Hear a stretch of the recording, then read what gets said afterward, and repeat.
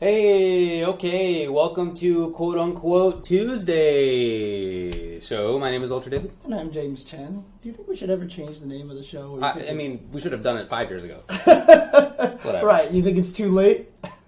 No, we can do it anytime, but we've been saying that we'll do it at some point for 5 years, so. Yeah, it's true. Okay. You know us. Yeah. Anyway, let's talk about 2 weeks of stuff, because we weren't here last week because I was sick. Right. And the reason I was sick was because we were traveling a lot. Right.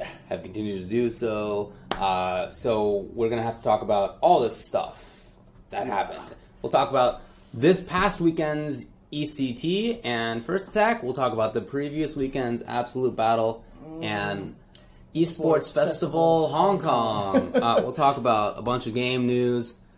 And we'll even have a special announcement. That's right. We're going to have an exclusive premiere of the ST Canada Cup trailer announcing some of the players that are going to show up there from Japan. Exactly. And from the US, actually. So. Oh, yeah. All right. We will be showing that. But let's start with ECT. ECT. Let's talk about ECT. Now, I wasn't there. I wasn't there either. I was in Puerto Rico. Yeah. So we were lying in hammocks for one day at least. That's true. We actually literally were in hammocks out on the beach for at least one day. Right. Anyway, so EC2, I did watch what I could. Did you get to watch any of it? ECT? No, I didn't get a chance to watch it. I mean, I've watched some of it since then. The YouTube archives, basically. Yes, right? basically the archives. I've watched a bit of. I've been getting mad at Tekken. That's what I've been doing. So yeah. Seems like par for the course. Yes.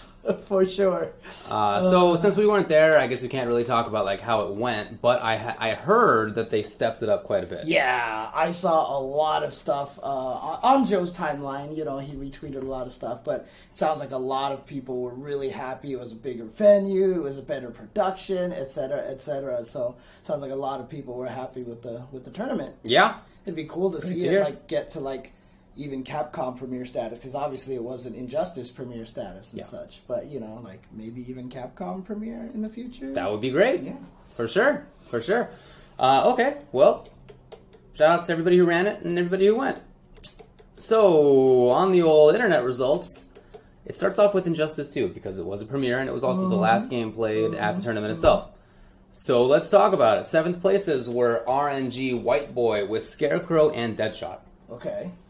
7th place, also OMGX Beat-On, Supergirl, and Dr. Fate. 5th, Noble Dragon, Black Adam, and Wonder Woman. 5th, also Nasser Tekken Master with Brainiac and Deadshot. Nice. 4th was PXP, a Foxy Grandpa with Deadshot and Catwoman. 3rd was Noble Samij with Catwoman. 2nd place, ENX Biohazard with Bane and Deadshot. Mm-hmm. And then winner of the whole thing, Echo Fox Sonic Fox with Red Hood, Black Canary, Captain Cold, and Deadshot. It's interesting because, that was obviously the character everybody was worried about at first when the game first came out. Yeah, in week 1. Right, and then it was like, oh, this is overblown. Right. And it's kind of swung back, isn't it? Yeah, it has definitely swung back, at least the perception of him. A part of that is that the characters who were maybe better than him, or at least seemed like it at the time, were nerfed a bit. Oh. Right, like Catwoman was nerfed a bit, like Aquaman, Superman, Black Adam, right? They all got a little bit of nerfs.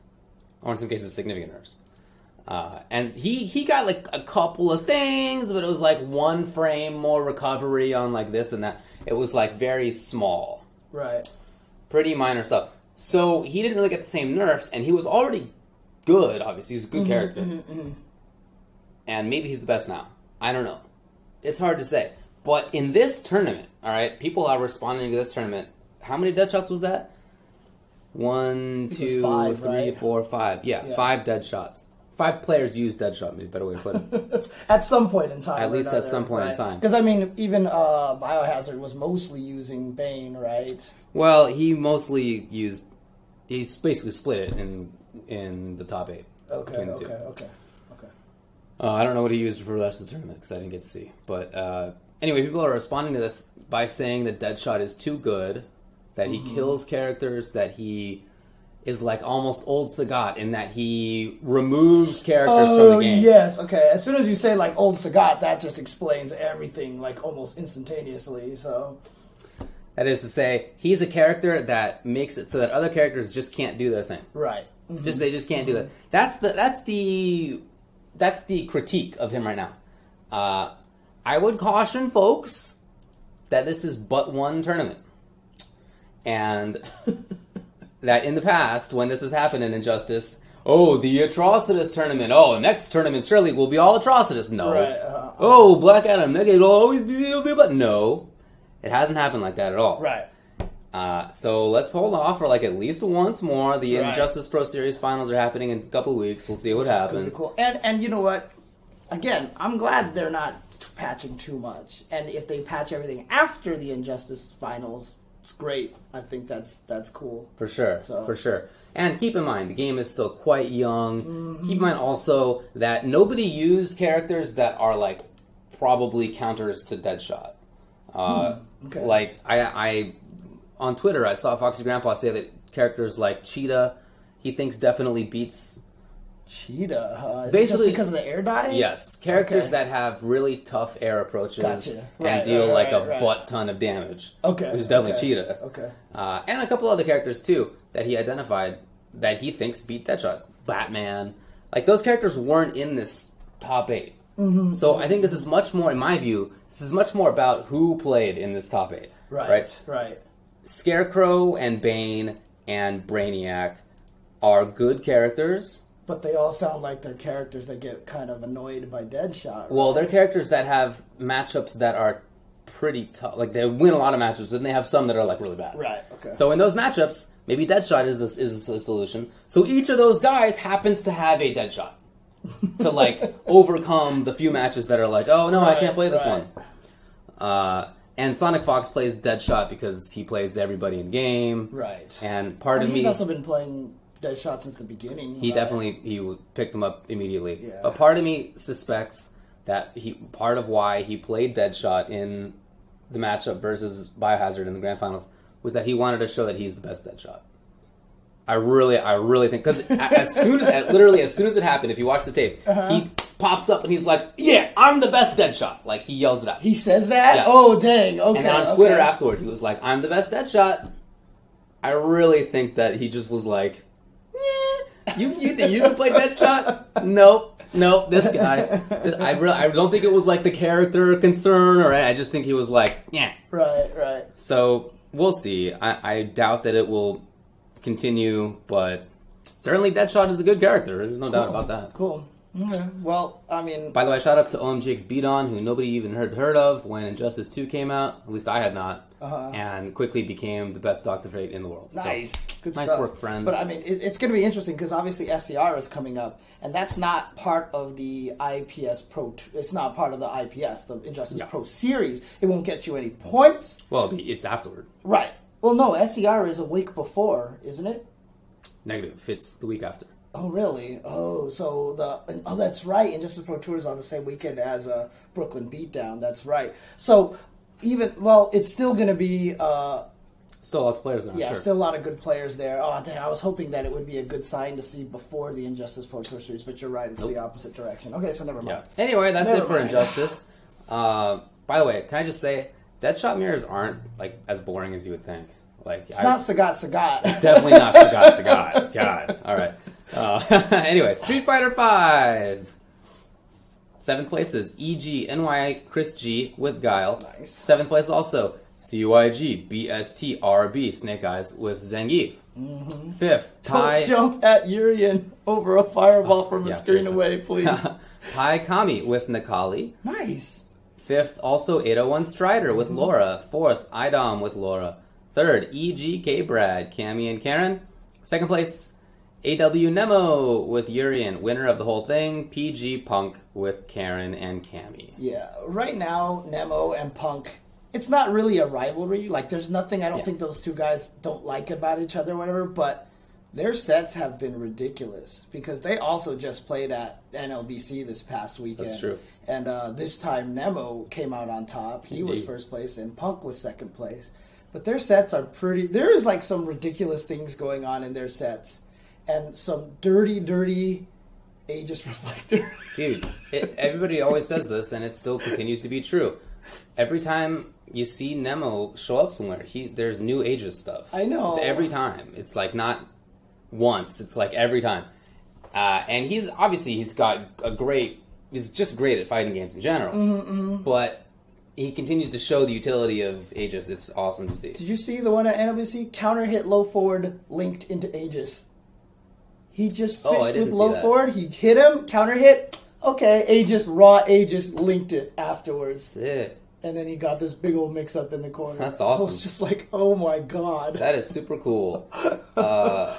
Good job to K-Brad for getting third place. He has talked about how he struggled with the game, and he's seemed to be like he figured it out a little bit. He's talked about how he's practicing a lot more and really kind of like hunkering down in the game. Yeah, and then he realized that like it's not like he was playing the game wrong. He was treating the game wrong. He was acting as if the game was the one that was incorrect, but actually it's like not a person with subjective feelings. It's just a thing, and you have to adapt to it. Right. It's not going to adapt to you. Hey. That's also what 5th place 801 Strider did. And, hey, they're in top 8. Ding, ding, ding. Adapt. Adjust. 801 Strider gets another top 8 at a big tournament consecutively.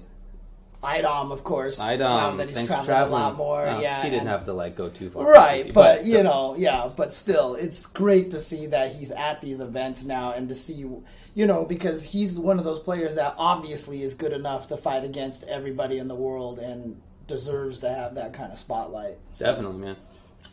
Alrighty, Tekken 7. 7th place is Cody with Kazuya and OFDP with King. 5th, Magneto X with Lucky Chloe and Lily, and 5th, Victim of Ritual with Nina. 4th, Inso NG Obscure with Elisa. 3rd, Fable NYC Fab with Fang. 2nd place, Anakin, unsponsored Anakin, with Paul. And winner, PG Speed Kicks with Warong. That's right. Good job to them. Good job. Yeah. I actually didn't get... I saw some of the matches at one point in time. I think I just had it on in the background, but I didn't get to sit down and watch the whole thing. Like I watched a little bit of it in arrears, and Anakin stuck with Paul. He said on the interview... By the way, they had great interviews with Born Free. Oh, yeah. What a great awesome. idea. Very smart. Anyway, Anakin said that he wanted to see how his Paul would do. Like he was like trying to pick the character up and like wanted to see. So he didn't want to play Jack. He just wanted to see Right. Yeah, because I remember seeing that. I was like, why is he not using Jack? But it's good to have multiple characters. It's just it's really hard to learn multiple characters in this game. Yes, for sure. So even at the highest level, it's for hard. sure. But yeah, really fun to watch. Also, apparently, Speed Kicks went to college when he was 13. And graduated like when he was 17 or something. What? Apparently he's like some genius. So he's a Tokido basically. Man, somebody in fighting game community is smarter than me.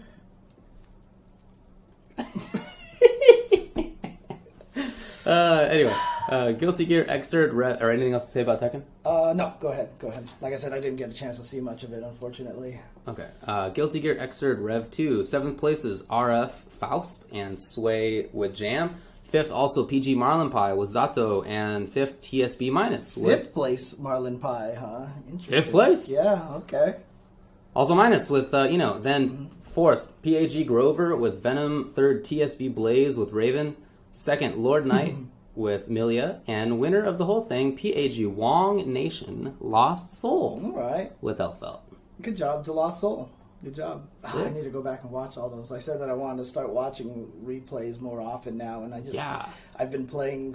Dude, I streamed for 7 hours straight. I saw a little bit of it. Yeah. Yeah, 7 hours straight, no food, no bathroom break, no water, nothing. Oh, it was terrible. I should never ever do that again. Agreed. Yeah, there's no way to play well. Yeah, I was just sitting there for 7 hours straight. It was really bad. Not even any ad breaks. No ad breaks at all. You're a wild man. Yeah, it was not good. Do you feel like you got better at the game? Towards the end a little bit, but it was one of those. There's that thing where they say you can only learn so much in a day. Yeah. Right. I definitely hit that peak around 3 hours or 4 hours into that, outside of the good advice that I was getting from some of the people in the chat. But like I played again a little bit today, and things were clicking in a little bit more and stuff like that. Makes sense, so, dude. Yeah. Cool. Mm-hmm. Ultimate Marvel vs. Capcom 3, 7th place, Mashfest, Crazy Joe with Viper Dante Strider. Also Misfits Angelic with Wolverine Dormammu Shuma. 5th, AW Nemo with Nova Doctor Strange Spencer. You can still play that game, dude. Yeah, for sure. It's cool. Noel Be Hungry, 5th. Wolverine, Doctor Doom Phoenix. Because, I mean, if you think about it, like, he hasn't really been keeping up with all the crazy meta changes in the game, right? I guess I don't know, right. to be honest, but I wouldn't think so. Yeah. I don't know, though. But continue. 4th, No Life with Zero Dante Virgil. 3rd, EG NY Chris G with Morrigan Doom Virgil. Mm-hmm. 2nd place, RF, who beat Chris G. Morrigan Doom Virgil. Da-da-da. Then winner of the whole thing, Flux with Zero Virgil Dante. Don't forget, RF beat Chris G at EVO the year that Kane Blue River won. That's why he didn't make it into top 8. So yeah, 3 years ago he beat him there. So very, very cool. Yeah. Well, this probably was the last Marvel 3 tournament big one before, right? I mean, that's like next week basically. So. Well, I mean, there's the Curly finals. Well, the Curly Circuit finals. Isn't that afterward? Isn't that after MVCI launches? I think so, yeah. Yeah, I think it is. So you're just saying before the link. Yeah, okay, yeah, got it. I mean, there will still be some Marvel 3 tournaments, of course. But, okay. Anyway, so, this was a big prize. It's like a big feather in your cap. Flux got it. Congrats to him. Yeah. It had been a while. Yeah, he won. There was one point in time, like maybe 3 years ago, like he won like 4 tournaments or 3 tournaments in a row, remember? I do. And then all of a sudden it just kind of dropped off, you know? Do. And so it's nice to see him get this win here at the end. Definitely. And really cool to see a couple of Japanese players up there again. It had been a while for that as well. No Life, towards the end of the game's life, has like really picked it up. He's in top 8 in basically everything now. So that's awesome. Nice work to everybody. I really, really, really, really hope people don't stop playing this game. Oh, yeah. I really hope it keeps going. I agree. I really, really hope it keeps going. I'm not very hopeful, but I definitely agree with you. The King of Fighters 14, 7th place, Doonpa. 7th also Darklight. 5th were Shadow 780 and Lazy Freddy. 4th was EGNY Chris G. 3rd was RF. 2nd place, KCO Marco Polo. And winner was GCCM Violence. I feel like you said Chris G's name a lot so far. He's been in like 4 of those lists, I think. I think he's only been in 2. KOF Marvel. He was in Street Fighter, so he's been in 3. Oh, was he? Oh, you're right. You're right. Sick. Dang, good work. Yeah. Good work. That's just Chris G, man. I mean, even in Puerto Rico, we were talking about that. Like, we were talking about it with Vi in terms of who the greatest all-around fighter is. You know how that conversation always comes up, right? And the names are always in there, Tokido Justin and Ryan Hart. Yeah. And Chris G is just, like, right there at this point in time. So he's pretty much in the top 5 conversation. So. Makes sense. Blaze Blue Central Fiction. 4th place was B-Tom with Rachel. 3rd, Flux with Rachel. 2nd, PAG Grover with Carl and winner. LVLG Lich with Hibiki and Hazama. Okay. Yeah, nice work to everybody. Yeah. There you go. Yeah, ECT, I mean, it's an event that I really got to get to, but, that holiday weekend is just like, Labor Day weekend is like, hey, let's run an event here. Because there was also the PAX East event that... PAX West we'll talk about the Geico thing. Yeah, of course. Yeah. So. Okay, cool. Well, before we do that, let's talk about the thing that we did go to. Yes. Which is First Attack in San Juan, Puerto Rico. Yeah, and, before we get started, obviously, the island's beautiful. All the people there, like, they're all so cool. Like, everybody's so chill. Everyone, like, we've just met 2 years in a row now. We've met a lot of great people there, become good friends with a lot of those guys out there. And, obviously, they're going through the Hurricane Irma right now, so thoughts and prayers to them, and hopefully that, good luck, folks. I mean, I saw Mono, tweeting stuff, so, I mean, I'm assuming he still has access to internet and is doing okay. I guess he must. He went to the west of the island, which is where he's from, and a little bit more shielded from the hurricane. San Juan is getting it more directly, so... I haven't seen word from that more specifically, but I've also read that so far it's not like the major disaster that was potential, but it's still like it wasn't like what happened to Saint Martin, right? Right. So, that island got ravaged. That one, for sure. So hopefully that will continue to be the case. It won't be a terrible disaster. Right. I mean, I know that there's also Chris Tatarian talked about this, about doing an FGC donation drive for that. Right. And I don't know if they did a lot of that at NLBC and Wednesday Night Fights yesterday. He was suggesting that they help with that. But if you check Chris Tatarian's Twitter, his pinned tweet is for donations on helping the victims of Hurricane Irma. So. That is a worthy cause. Yeah, so the event was a little bit different this year in the sense that it was previously in this giant open space, which was kind of funky. Right. But now it was in a sort of smaller, but like just more appropriate size. And there were more people there, which was cool. Yeah. And more players from parts outside of Puerto Rico, which was also very cool. Like, there's something to say about having that smaller venue, because then when the audience got rowdy, and they get rowdy, which is awesome, it reverberates better. No, for sure. It just felt more appropriate. And also the hotel.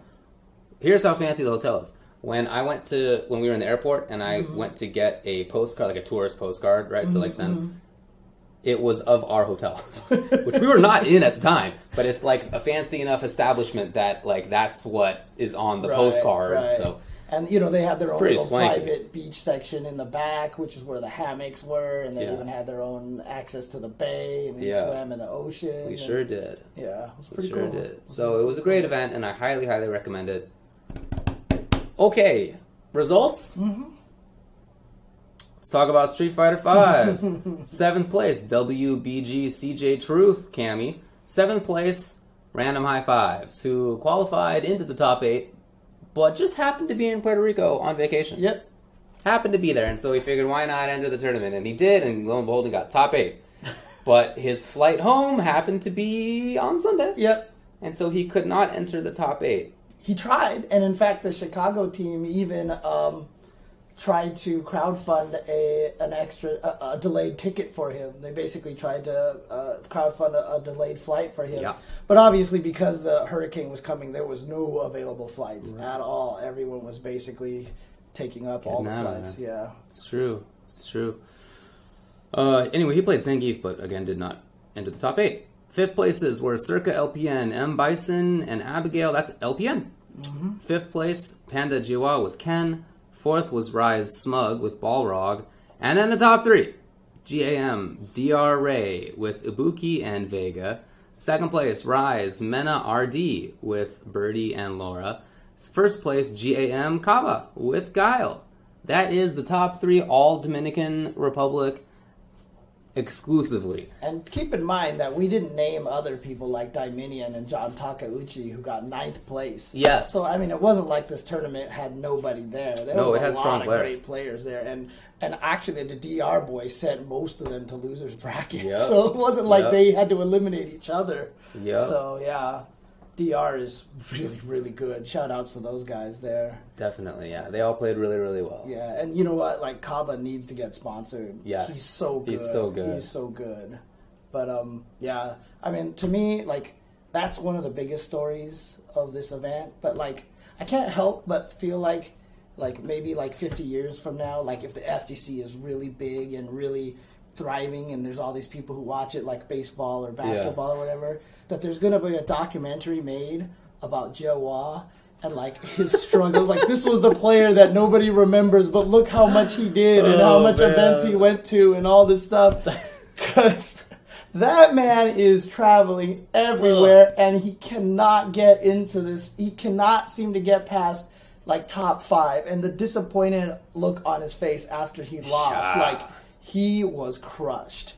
He was crushed. And this guy has been working so hard. And honestly, I don't say that to disparage him. I really want success for this guy because he is putting in so much work. And you gotta respect that. I have so much respect for this guy. And I totally empathize with the struggle that he's been going through. And, you know, I really do hope him success, man. Definitely agree. Oh, man. By the way, DRA is a doctor. Menardi told us. Yeah, it's not why he's DR. No, right? It is Dominican Republic, but he just happens to also he's a doctor. I didn't know. Yeah, so they actually said he doesn't get to play as much as he used to because he's busy doing doctor things. He's a doctor. I just think it's awesome when you find out some top players like, actually, I'm a professional one. Yeah, like Dr. Snake Tits is a doctor as well, right? So, oh, is he really? Snake Tits, yeah, I believe he's a doctor. I believe so. Yeah, I didn't know that. Yeah. That's pretty cool. There you go. Doctor, Dr. DR. Awesome. Yes, Jiwa is sponsored. Yes, by Panda. Super Smash Bros. For Wii U. 7th place Mini with Diddy Kong Luigi. 7th place also PC 420 Peach It with Peach. With 5th IFF Excel Zero with Bayonetta and ET Xeon with Yoshi. 4th IFF Gotti God with Cloud. 3rd PC Mike Gallo with Captain Falcon and Lucina. 2nd place ET E-King or E-King, I heard people say, Mario. 1st place PC Headshot with Samus. Injustice 2, 7th place Coronon with Scarecrow, Harley Quinn, and Aquaman. Also Alpha Flawless with Darkseid. 5th place MKPR Gamma with Robin and Deadshot. 5th place Sandula with Harley Quinn. 4th place Castillo Flow 7 with Catwoman. 3rd place BFL MKPR Broseph with Green Lantern. 2nd place F3 DR Gross with Black Adam and Green Lantern. And winner Echo Fox Theo with Supergirl. Now, there were not that many players here specifically for Injustice because they were at ECT, which was a premiere. Theo was pretty much guaranteed to be in the Injustice championships. Yes, so he didn't need to worry about points. So he came down to win some money. Indeed he did. Indeed he did. And you know, he and Gross, I think, were probably the consensus to make grand finals. But I thought it was great to watch the other players there. Broseph looks like a really good player, for example. Right. So that was cool. Tekken 7. 7th place Sandula with Paul. 7th place PR Dark Wolf with Kazumi. 5th Max FGE Maximilians with Claudio. 5th Salty Dojo Killer Android Brian and Xiaoyu. 4th XG Lion, or maybe Leon, with Katarina Yoshimitsu Lars. 3rd HD Isaac with Devil Jin Kazuya. 2nd place CPU Eliza, and winner KL Zoe with Hwarong. Yeah. Ultimate Marvel vs. Capcom 3. 7th place SA Fernie Seraph with Magneto, Doctor Strange, Virgil. 7th place Kenneth with Virgil Iron Fist Ryu. Virgil Iron Fist Ryu. Yeah, the stories we got from Raid about that guy is actually kind of funny. So. Indeed. But he told us a lot of good backstories about these guys. Yeah. Speaking of Raid, 5th place Spencer Phoenix Wright Akuma. 5th also Achilles PR with She-Hulk Taskmaster Spencer and Taskmaster Spencer Sentinel. 4th place GG KJ Master Morrigan Doom Virgil. 3rd place GB Fresh Prince Morrigan Doom Virgil, Magneto Doom Phoenix, Chun-Li Morgan Phoenix, others. Dude, he played so many teams, it was ridiculous. That guy's really talented. GB Sylar, 2nd place, Morgan Doom Virgil, and Taskmaster Doom Virgil. Winner, Neo Karsh, Wolverine Spencer Taskmaster. Yeah, it was very funny talking with Raid about how that went. He was basically telling us that the GB boys are basically, who got 2nd and 3rd place, Sylar and Fresh Prince, are like cursed. Like they can't win a tournament. And they always lose to either Raid or... That's Fernie. Fernie, right. Yeah. And those two had to play each other. And so one of them had to eliminate each other. So they're like, this is our tournament. And then Neo Karsh, who lives in Florida, who's considered like the father of all Marvel in Puerto Rico, like hadn't practiced a lot or whatever. And even at the start of the day looked really rusty. But then... like they said, like he has the best fundamentals out of everybody, like in the Marvel scene there, and he showed it and played spoiler to the poor GB boys again. And it's probably why you could see during that, 6-1 comeback, Sylar's like expression just kept. Yeah, he was upset. Yeah, he was getting beat up so badly mentally. Yeah, I thought it was interesting that he said that Neo Karsh was like everybody's dad in the Marvel scene, because I wondered as we were seeing this. I haven't seen a Taskmaster in forever. And then you come here and there's like Achilles PR with She-Hulk, Taskmaster Spencer, Taskmaster Spencer, Sentinel. And then you got Sylar played a Taskmaster team. There was at least a couple people. There was, I think, one person in pre-top 8 who played Taskmaster. And you got Neo Karsh, the Taskmaster, like one of the very few strong players who continue to play Taskmaster. And then it like clicked, like, okay, people think Taskmaster's good. They've seen a lot of Taskmaster because you play against Neo Karsh. Got it. No, I thought that was pretty cool. That's awesome. Okay. So there you go. First Attack. Great event. Very happy we went. Oh, yeah. Looking forward to it next year. A couple of other events that happened this weekend. The Tokyo Tekken Masters results, which I shouldn't have seen most of top 8 for because it was like 5 a.m. for me, but like I couldn't fall asleep. You did, though. Yeah, but I watched a lot of it, actually. So, top 8. This one was a bloodbath, by the way. Guys like me and Tanakana and a whole bunch of people didn't even make it out of pools. And so, because there's just so many good players for this game, so it was a bloodbath, is what I heard. So 7th place was Yamasatake with Kazumi. 7th place was also Recruit with Asuka. 5th place Dimeback with Asuka, and Noroma with Jack 7. 4th Low-High with Shaheen, Lars, and Brian. 3rd place Kudans with Devil Jin. 2nd place Chanel with Elisa, Eliza, and Akuma. It's really funny. They got to all end with the letter A. And last was Echo Fox's Saint, who managed to win while JDCR was gallivanting in Germany, in Munich, Germany, because he's already qualified for winning EVO, so Indeed. No worries about that.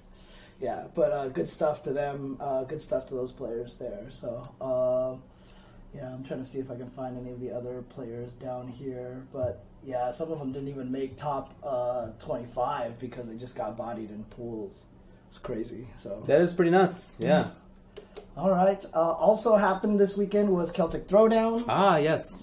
Celtic Throwdown took place this weekend, and that was the one that Daigo didn't even make it out of pools. Correct. He lost to the same Balrog twice. Apparently Balrog is like from Mexico who's living in Europe randomly, and he's going to be going back. However, I mean, to be fair, Daigo's flights got all messed up. They lost all of his luggage and all this other stuff. So basically he didn't even have his joystick with him. Really? He didn't have any of his jerseys or anything. Yeah, so... Yikes. So it was kind of a rough weekend. No esports power. Yeah, didn't have the ability to get all that stuff. So bummer. But yeah, he finished. I guess GTO Kira says he finished 17th overall still, though. So, but 7th place was PRLS Suleiman and Razor Infiltration with Jury. Dang. 5th place, Salty Kid with Armika and Prophecy Akainu with Guile. 4th place, MD Mr. Crimson with Laura. 3rd place, BX3 Phenom with Nikali. 2nd place, Method RB Luffy, Armika. And 1st place, Mouse Problem X with M. Bison. Did you get a chance to watch any of those? Negative, sir. I haven't had a chance. Okay. But good stuff too. Problem X and Luffy and Phenom, actually. And all of them, actually. So... I don't know why I just did that. That was pointless. Anyways, Tekken 7, 7th place. That guy over there, Kazuyo and Miguel, as well as BX3 Dakes with Miguel. 5th place, RTFM, Rukang with Bob. FH Kurota with Akuma and Steve. 4th District G, The Phantom with Master Raven and Paul. 3rd place, CKT Shurdel with Elisa. 2nd place, TDG Fergus with Asuka, and 1st place, The Truth with Fang. That's pretty cool. Yeah. Injustice 2, 7th place, Thamada with Scarecrow. 7th place, Lar with Darkseid. 5th place, VSF, Justin Zaziver 21 with Blue Beetle and Catwoman, and Irish Mantis with Captain Cold and Atrocitus. 4th place, Edie Jinty with Robin. 3rd place, Yuzu Shindoa with Wonder Woman. 2nd place, Edie Rudy with Red Hood. 1st place, PND Madsen with Batman. Sounds good. There you go. And then also this weekend was the Capcom Pro Tour Online Asia number 4 event. And the top 8 went to 7th place Graft Fudo with Armika, Punko with Abigail and Colleen. 5th place Fox Tokido with Akuma and NL with Kami. 4th place Graft Haitani with Nikali. 2nd place Cyclops Dogura with Yuri. And 2nd place, back in the throw of things, Mago with Karin. And 1st place, very important, Echo Fox Momochi with Ken. He is not in the running right now. And in fact, he didn't even get to enter Japan Cup because he was one of the TOs, and that's one of the rules. Right. So he didn't even get a chance to play in one of the rare Asia Majors premier events that was out there because he was one of the organizers.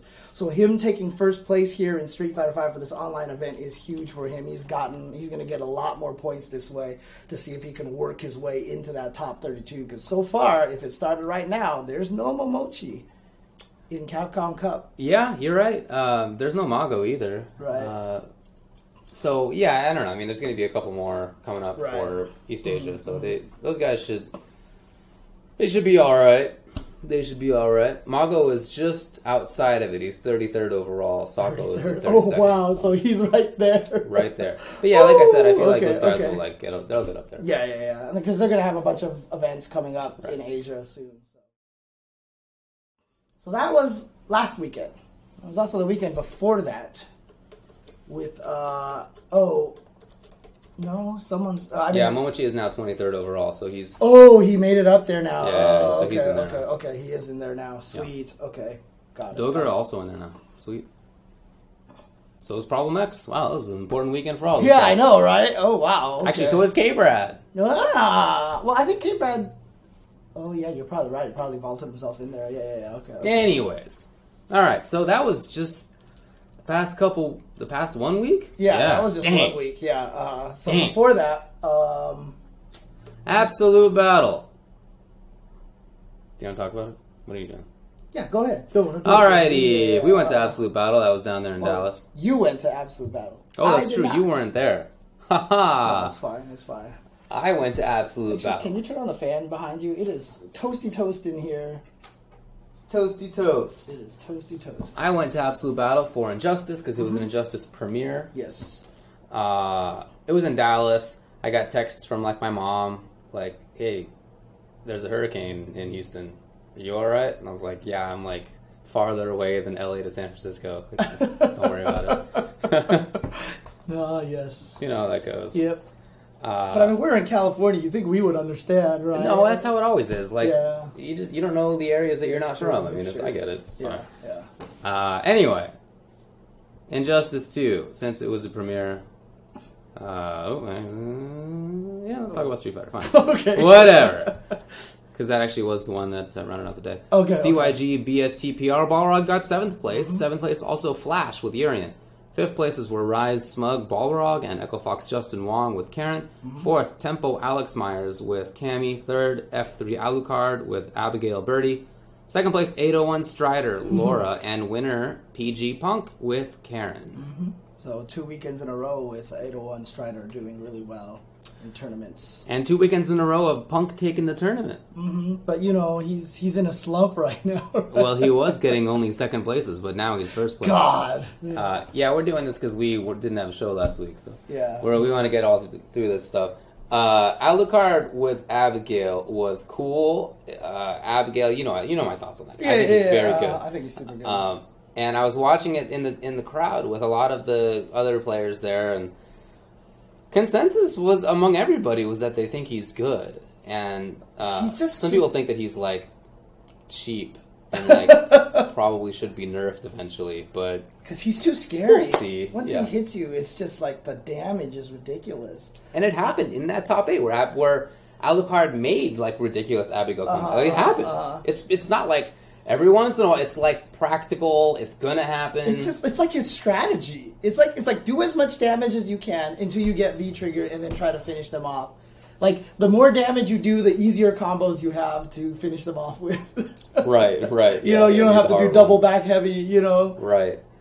He definitely got beat up by Laura, but that's Laura versus everybody, right? And probably Abigail versus everybody, and then he gets beat up. But on the other hand, he does have extra life, so he can survive basically one more mix-up. He gets to guess one more time than everybody else, which is a strength at least. So right. I thought that was cool to see. Alex Myers up there, that was really cool. Flash again makes the top 8. Yep. Very consistently doing stuff. He's like the U.S. Joa, right? So yeah, really. Travels everywhere, just gets top 8 everywhere. That is true. But yeah, honestly, again, I know there was all that drama, whatever, blah, blah, blah, blah. But look, 801 Strider is a good player, put in a lot of work. He deserves a spot. Honestly, it's Idom and 801 Strider right now doing damage with Laura, right? And not very many other people. He's in Capcom Cup right now. He was in Capcom Cup before, right? He's not... Oh, you mean literally before? He played in Capcom Cup before? Yeah. Yeah, no, exactly. He's been a good player for a long time. He's the closest that came to beating Kazunoko the year that he won. There you go. So. He didn't have a successful start to Street Fighter V, but it's the same way as Street Fighter 4. He just takes a little while, and he'll admit that. Well, it's also what you said, what K-Brad was saying, right? Yeah. He was trying to shoehorn himself into the game. Shoehorn the game into his mindset. Right. And he couldn't do it. And eventually he was like, you know what? I need to accept the game of how to play it. And now he plays it. And now he's one of the people that actually legit enjoys the game. Yes. He likes the game because he understands what the game is trying to do in terms of its strategy. That is so important. I feel like that's like a key to life. It's just like it's like not just a games lesson. It's like in general, if you can figure it out and don't insist on your own nonsense. Right. Yeah. So nice work to him. I think that's really, really cool. Let's talk about Tekken 7. Virtual Storm Poke Chop with Josie. Yeah, Poke Chop's so sick. 7th place, Inso NG Obscure with Josie and Elisa. 5th, it's Lil Majin with King. Sparrow Jin with Eddie and Paul, 5th place. 4th place was It's Peeling with Xiao Yu. 3rd, it's Joey Fury, Jack 7. 2nd place, Way Gamble with Leo. And winner, Stream Me, at that time, Stream Me. Now he's not. Anakin with Paul and Jack 7. So kind of interesting to see the progression of he tried out Paul in this tournament, and then the next week he was like, I'm just going to go all Paul. Right. And get second place, and only lose to, 13-year-old go to college genius speed kicks. For sure. Yeah, for sure. Yeah. Injustice 2. 7th place, Circa Forever King, Batman. 7th place, also Noble Samij, Catwoman. 5th places were Noble Illusions, Green Arrow, and PXP, a Foxy Grandpa, Deadshot. 4th, ENX Biohazard, Deadshot, Bane, and Swamp Thing. 3rd place, Noble Dragon with Black Adam. Echo Fox Theo, Supergirl, and Superman. Winner, Echo Fox, Sonic Fox with Black Canary and Red Hood. I didn't know he used Black Canary. Yeah, he used Black Canary the last weekend too, in ECT. Okay. He just busts out these characters randomly. He thinks that character is crazy good. Really? Crazy good. Huh. I think she's really good. I don't know if I'd say crazy good, but... Okay.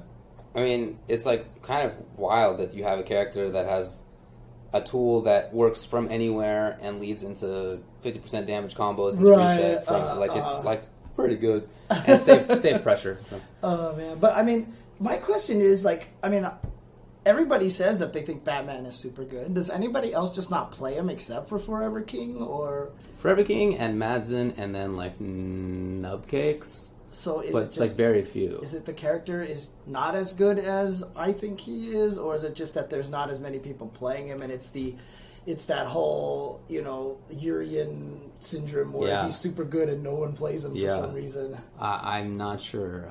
He seems good to me too. Okay. In talking with top players, they all think he's good. Mm-hmm. I don't know. Forever King, for his part, thinks that he's good, but not top tier. Nobody thinks he's bad, obviously, but I don't know. We'll see. We'll see how it all pans out. Dang old Biohazard, the day before this happened, I asked him in private conversation, hey, what about Swamp Thing? I saw you were playing him, because he uploaded a video, right, of he and his brother playing, he and Honeybee, and it was with Swamp Thing, and I was like, are you going to play Swamp Thing now? He's cool, huh? He's pretty good, right?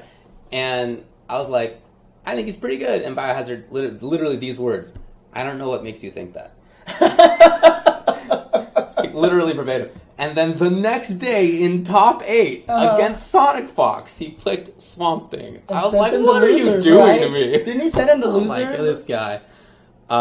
Maybe he was genuinely curious to see if you would give him information that he didn't know about. What makes you think he's so good? Yeah, right. I just thought that was hilarious. No, he did lose. He did lose. Oh, he did. Okay. But still. Foxy Grandpa made 3 top 8s in a row. Nice work. Yeah, which is cool. Ultimate Marvel vs. Capcom 3. 7th place, Jason Kiddo, Haggard, Dormammu, Magneto. 7th place, also I Heart Justice. Don't even read the teams. There's just teams everywhere. Phoenix Wright, Captain America, Doctor Strange. He always plays that. Yeah, I know. 5th place, UA Terry Bogard. 5th, Echo Fox Justin Wong. 4th, Circuit Joey D. 3rd place, Splice Ryan LV, playing Team Ryan LV. 2nd place, PC Marvel God. 1st place, EG NY Chris G with Team NY Chris G. Okay. PC Marvel, aka Quackbot. I don't know, was he not traveling before EVO or something?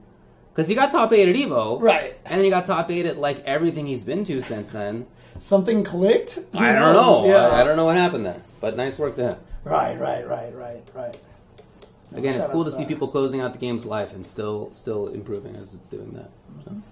Okay. As you said, hopefully it doesn't die, but we'll see. Okay, there you go. Absolute Battle. There was also Dallas, the Texas. Esports Festival Apparently, in Hong Kong. well, just to briefly address. Oh, yeah. Okay. The tournament itself was apparently kind of crappy. From my perspective in the commentator's booth, it was mostly fine. There were some scheduling mix-ups, but like not terrible. I ended up doing 8 hours of commentary instead of 6. Like something like that, like 10 hours of commentary. Right. It's like, who cares?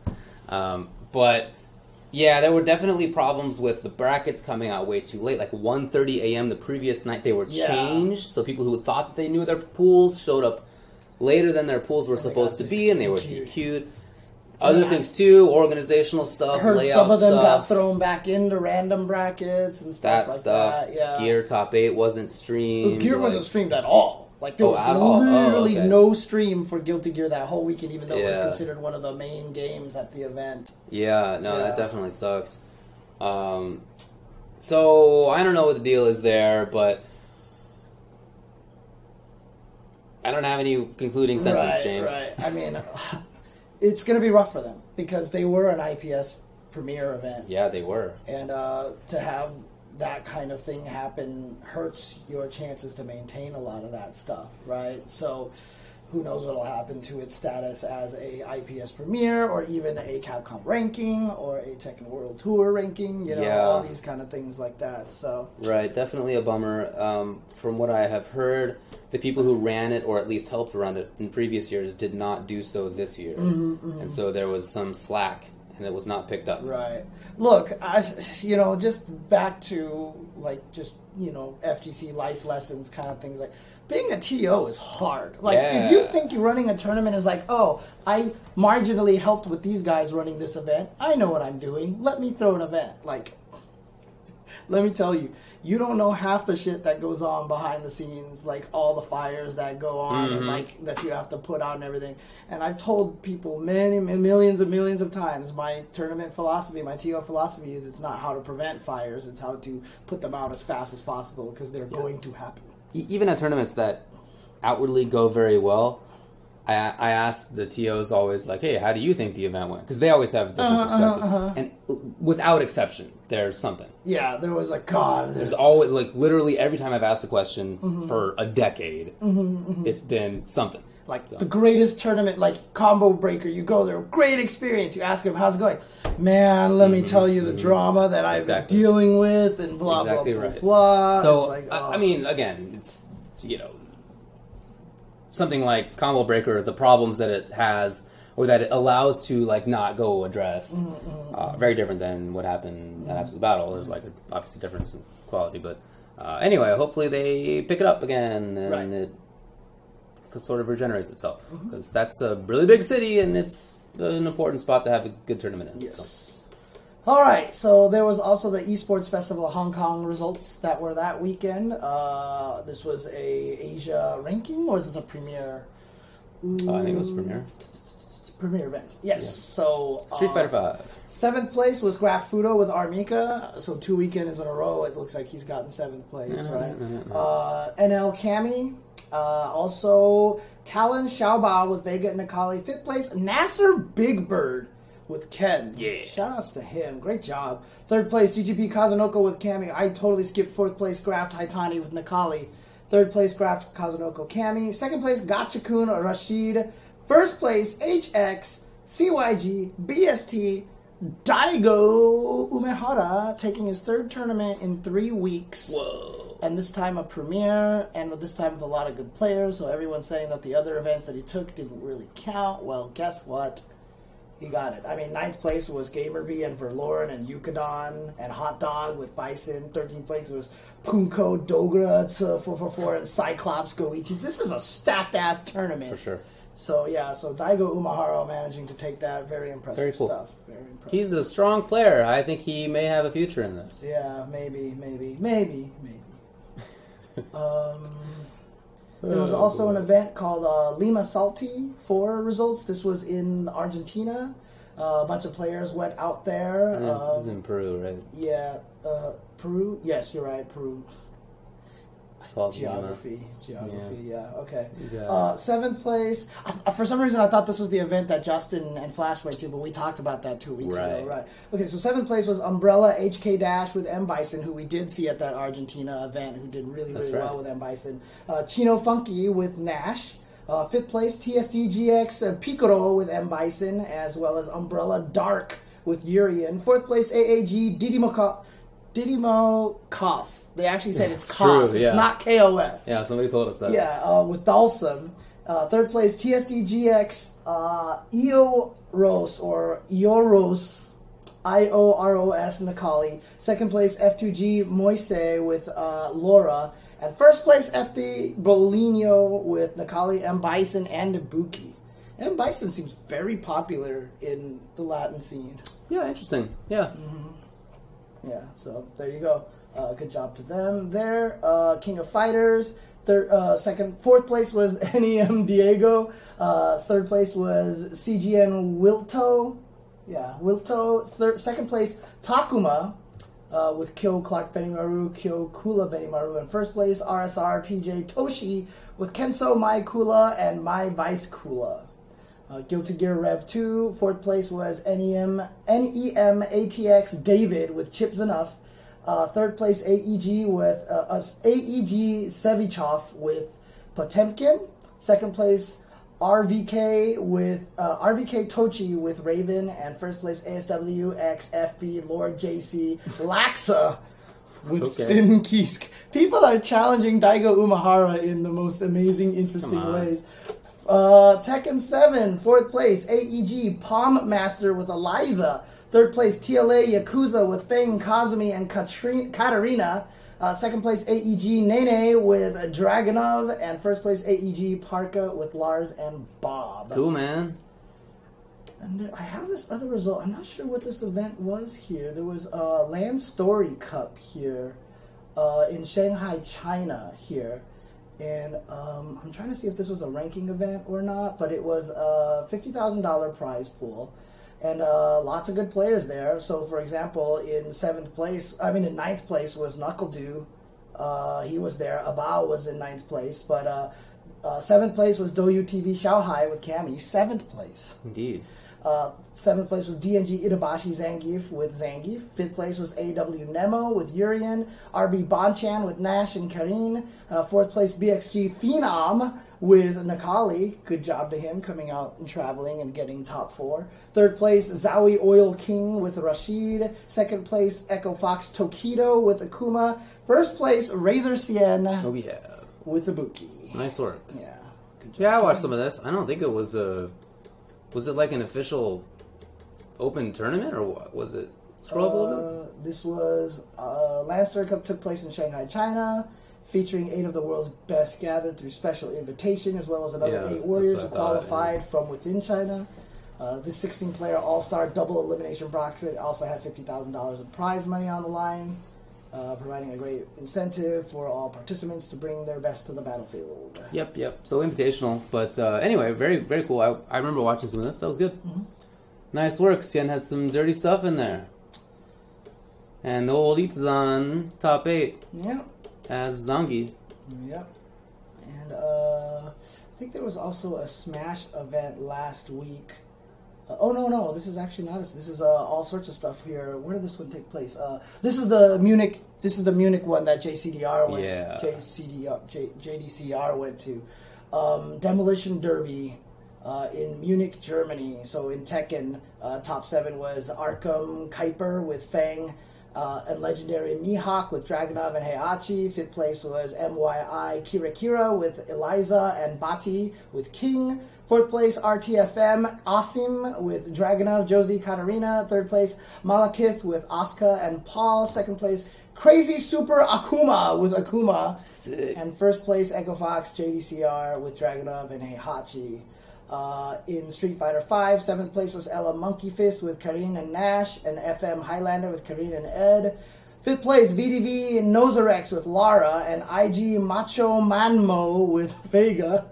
4th place, Angry Mojo-san with Akuma. 3rd place, FM Yosh with Akuma, second place VDV, Amaramon with Guile and M. Bison, and so he qualifies for Zowie Fighter. So I guess this is part of a Zowie circuit. And Exagamer 2910 with Jury qualifying for the Zowie bracket. Jury. Interesting. And Guilty Gear Exit Rev 2, fourth place VDV Owner with Potemkin, ZW, Achoral with Leo, second place ATG with Chip, and first place VDV King Rasta with Faust, and he will receive a free entry and trip to Arc Revo 2017, or to Revolution 2017. I don't think that's Arc Revo. Okay. I think that's something else. And then there was also Accent Core, top 3, VDV Owner, Order Soul, VDV King Rasta with Cliff, and President with Anji, Potemkin Jam. Yeah, Potemkin. UMVC 3, third place VDV King Rasta. This guy's off everywhere. Nice Ghost Rider, Doom Dormammu, Vlaferis. Hey, good job to him. Felicia, Morrigan, Strider Hiryu, and VDV Chargi with Wolverine Spencer Sentinel. Nice work. Yeah, good job to Vlaferis. For sure, yeah. And Injustice 2, third place GF Ambi with Black Adam, second place VDV The Leo Holic with Brainiac, and ZW Achoral with Green Arrow. Alrighty.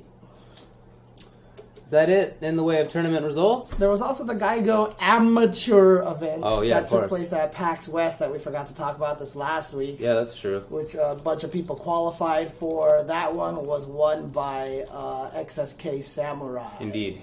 So he is the amateur that won that. Well, I think it was more like amateurs play against good players. I don't think they meant that like you had like it was amateurs only. Right. But yeah, that's cool. Nice work. Mm-hmm. Also, the $10,000 money match between Daigo and Itazan. Oh, we haven't talked about that. Yeah, that's right. That happened too. God, there's a lot of stuff going on. Guess what? Yeah, Itabashi beat Daigo. Zangief versus Guile. Daigo was putting up the money, apparently. Really? Yes. That is at least what Giuna said, if he is to be believed. So, in other words, if he won, he would have just kept his own money? Correct. Yes, that is the claim.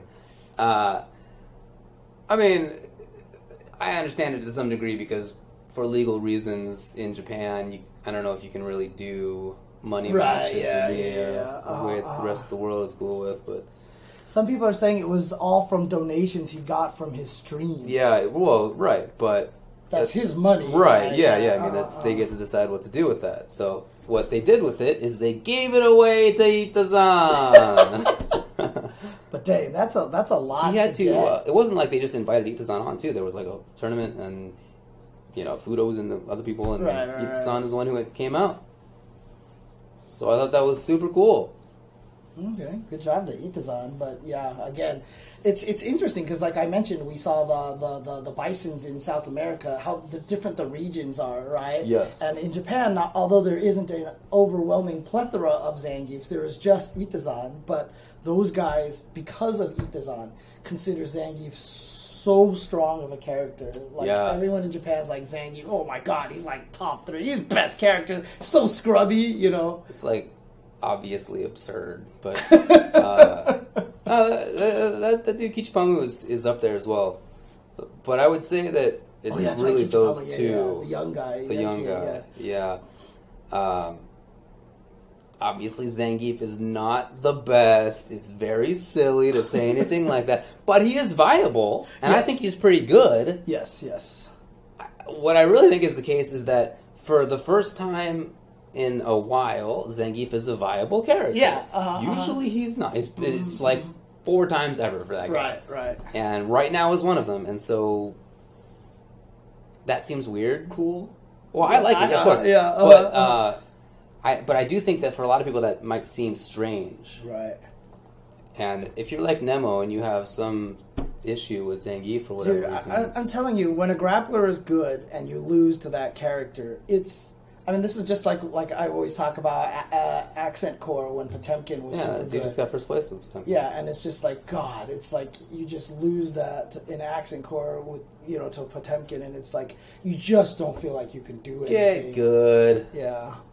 Potemkin was a problem, though. Well, he had some dumb stuff, if I recall correctly. Such a problem. I'm no expert in but that. But Zangief is definitely not at that Potemkin He's level. just a viable character. He's like, not that's even close. If Zangief could earthquake you from a screen away, do a command dash and cancel it, then pick you up off the floor into a combo that drops you down into an SPD mix-up, then we'll talk about Zangief being as good as Potemkin was in Exit Core. God. Indeed. But it's nice that he's a viable character. Yeah.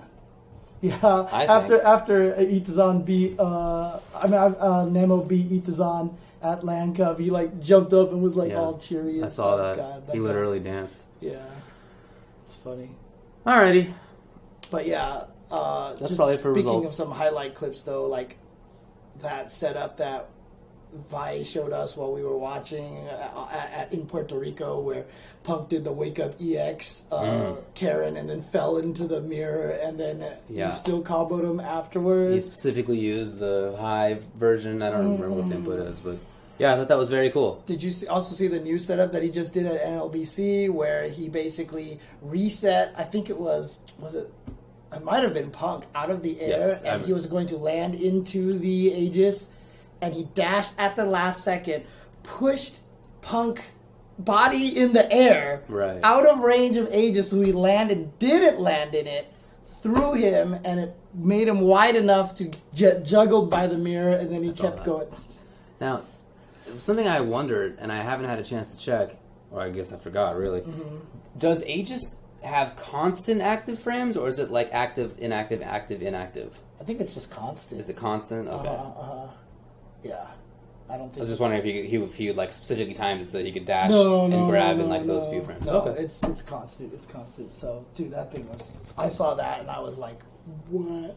I'm telling you, every time I see that guy, there's a new Aegis. Dude, that's what I'm telling you, man. Aegis Reflector... Like, someone asked me, like, if we took away Aegis Reflector, do I consider Yuri in a top 8? I was like, hell no. Like, I mean, he might be top 8, but it would be harder pressed because I just think he's top 3 because I just think Aegis is ridiculous and people have not unlocked the full power of it. And the fact that Nemo keeps finding a new setup is ridiculous. So he's a good player. There's no doubt about it. Yep. He probably shouldn't have bet against Punk, though. I mean, he beat him at NLBC. Well, he did, but he didn't beat him when there was like $2,000 on the line when they had a money match going at ECT, where Punk beat him, I think, 10-7. Yeah. And I don't know why you would bet against Punk right now. I would. In a 2 out of 3, I would not have. 3 out of 5, even unlikely that somebody's going to beat him, but like, it happens, obviously. He didn't win NLBC. Sometimes you get second place. But in a 1st to 10? It's like I said, I think the only reason why that you would bet against Punk is you're betting with your heart. Because you don't like Punk or you really like Nemo and you just want them to win. That's probably true. It was a very good set. Great and set. Nemo's great, and he's certainly a fantastic player. Nothing against him. It's just that Punk is something special right now. Dude, so. and you know what? I will say one thing about Nemo. I love his cocky attitude. Like, do you see after he did like one sick mix-up in the 1st to 10 that he just shot Punk the side eye, dude? Yes, I did see that. Looked at him while he gave him the drink. Oh, that was so good. That was great. Oh, man. Okay, yep, that's Punk is the new Justin. Yeah, it's true. It's never true. bet against Justin. Well, now it's never bet against Punk. But, all right. So we have something cool. And again, I apologize to Atari FGC. He's been waiting. He's watching. So. Well, sorry for that, too. Yeah, but we're going to take a break. And I'm going to set up the Skype in the middle of this. But while we take the break, after we come back, we are going to have the world premiere of the Canada Cup ST trailer, which is going to talk about some of the players that are going to show up over there. So, Dan is not happy because he's not in ST, so whatever. But, yes, that is coming up soon, so stick around after the break. I'll be right back.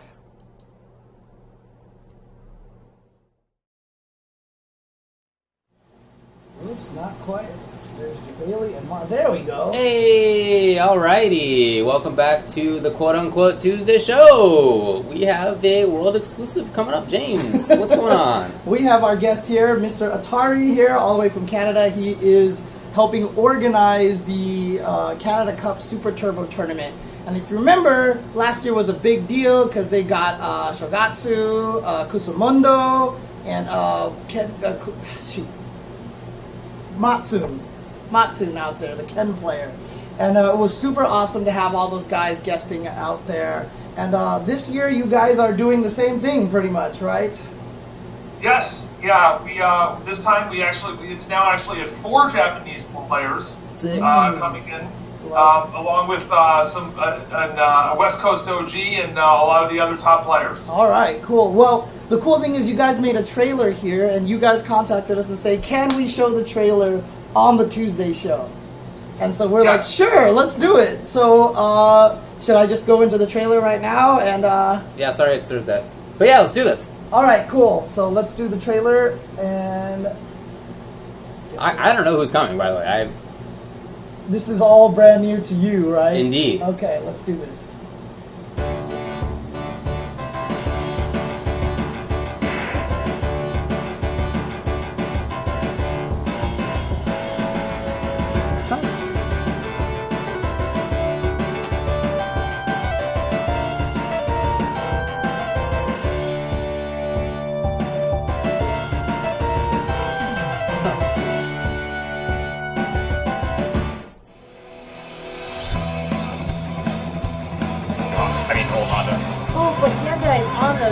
Exactly. And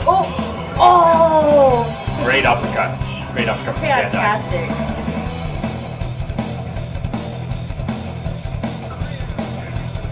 With the scope! Trying to chip him! Noah's gonna take it off the train! Noah has defeated El Trouble!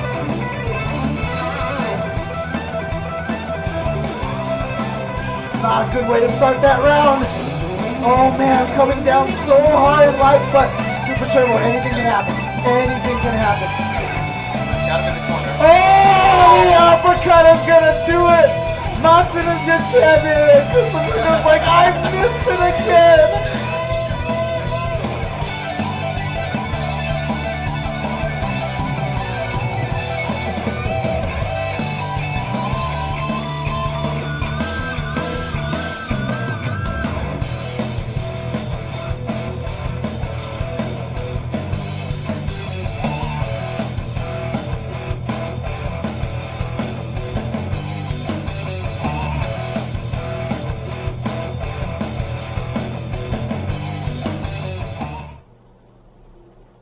So there you go. There we go. Oh, gotta bring back the Skype. There we go. And let me cancel this thing before it does something. There you go. There you go. Cool. Well, thanks a lot for letting us show that. Yeah. So, yeah. Thanks for having it, guys. It's it's fun. It's I was happy with the video. I was happy you guys were able to premiere it. Hopefully, everyone's happy about the announcements, and I even have a couple more names for you now. But yeah. One question, really quick. The trailer is live right now. You can just jump to it if you want to, right? Yeah, I will publish it now that you've shown it. I'm going to. It was a hidden video, so okay. It will be now just published and available on my channel. Yeah, I also just posted the link in the chat just now. So sorry. Oh yeah, perfect. Seeing all that stuff over there. Okay, there we go. But yeah, no, I'm really excited because we've got a Koeman. He's coming. A strong Fei Long player from Japan, and keep in mind that Japan is. Fei Long is like rising in the ranks. Right. Because he was always considered kind of a crappy character, but now like people consider him really good. And like in all the Japanese tournaments, like Fei Long does super well. So there you go. I'm happy about that. Yeah, you know what? Koeman, he's a great player. Actually, he was on, I should say, I was on his team at Kakarugo this year. Which was really cool, and he's a great guy. We're really, really excited to have him, and of course, along with Kusumondo and Matsun as well. Yeah. Can I ask how these particular players are the ones who are coming? Sure. Yeah. So Matsu's the defending champion. So he of course won last year. So it made sense. Kusumondo also, he loves to travel. And we invited everyone who was here last year back. Shogatsu was another person who was here last year.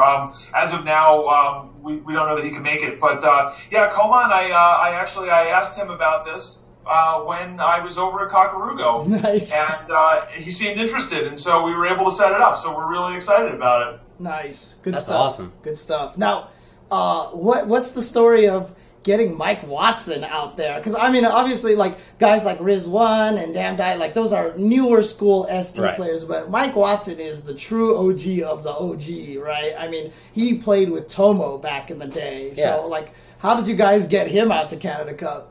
Yeah, you know what? That's I'm going to give a shout out to Scott with Canada Cup Gaming for helping out on that.